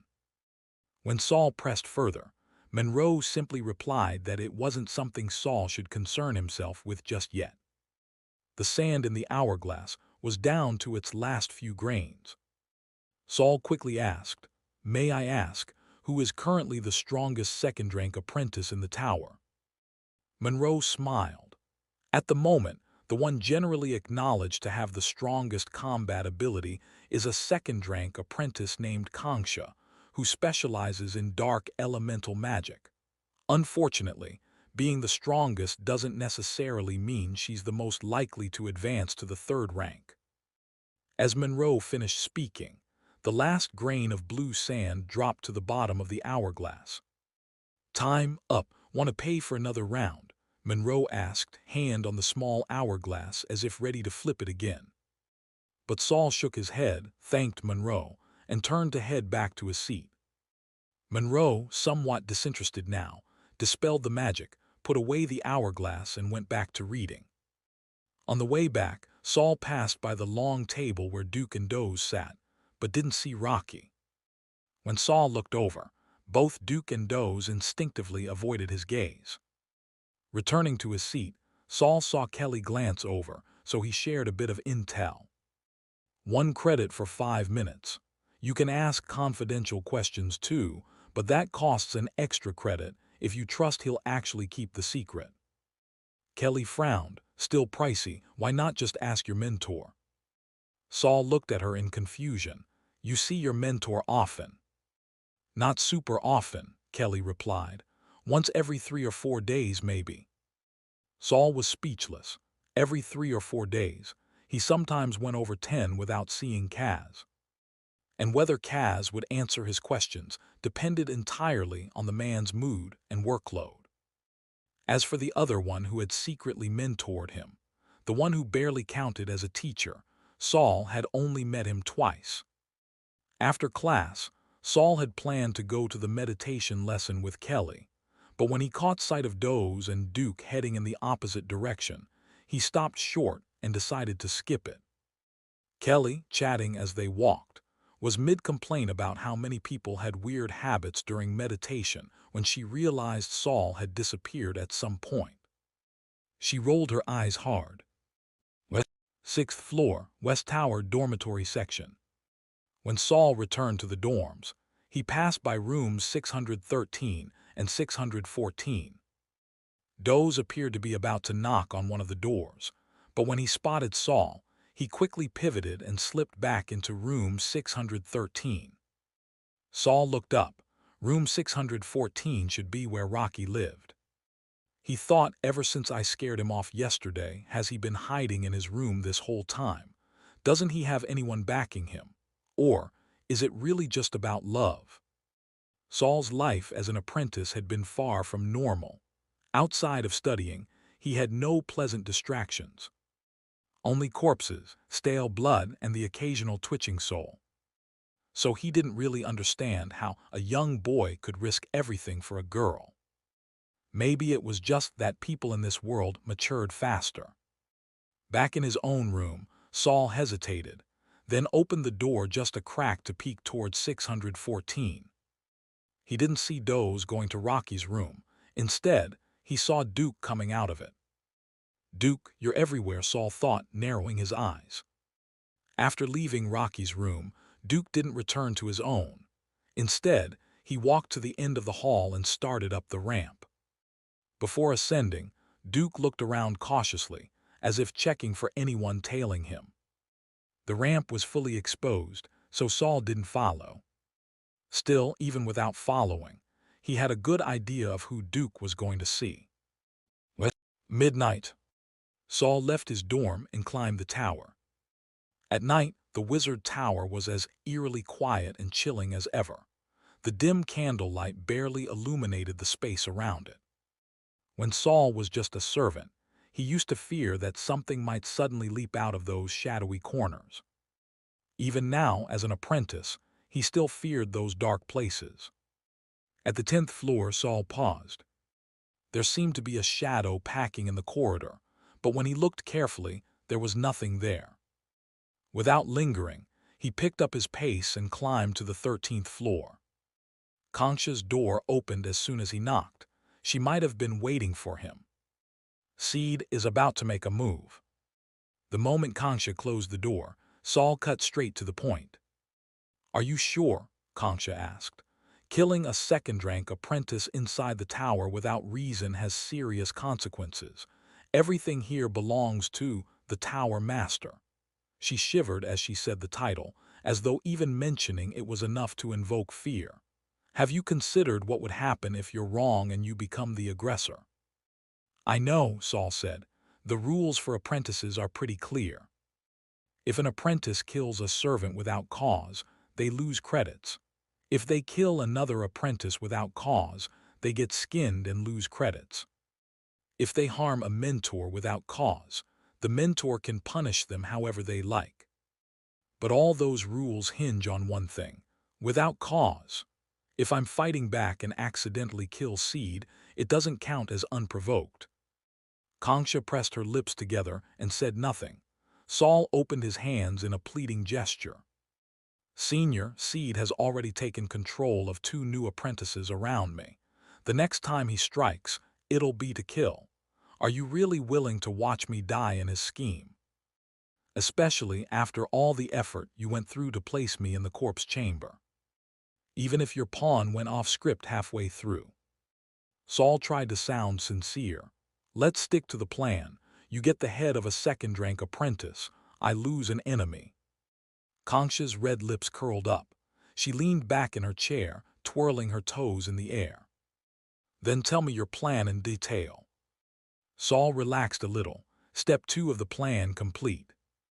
He connected the dots between his recent experiences and Seed's movements. A lot of it was speculation. But Saul didn't need to verify which parts were true. All that mattered was that Seed showed up in the end. He first approached a girl named Jenna who'd been to the Mutual Aid Society. "You know about that group, right?" Concha nodded. Even she knew about it. That meant the Mutual Aid Society was probably more powerful than Saul had thought. "That new girl discovered the society's parasite and came to me for help.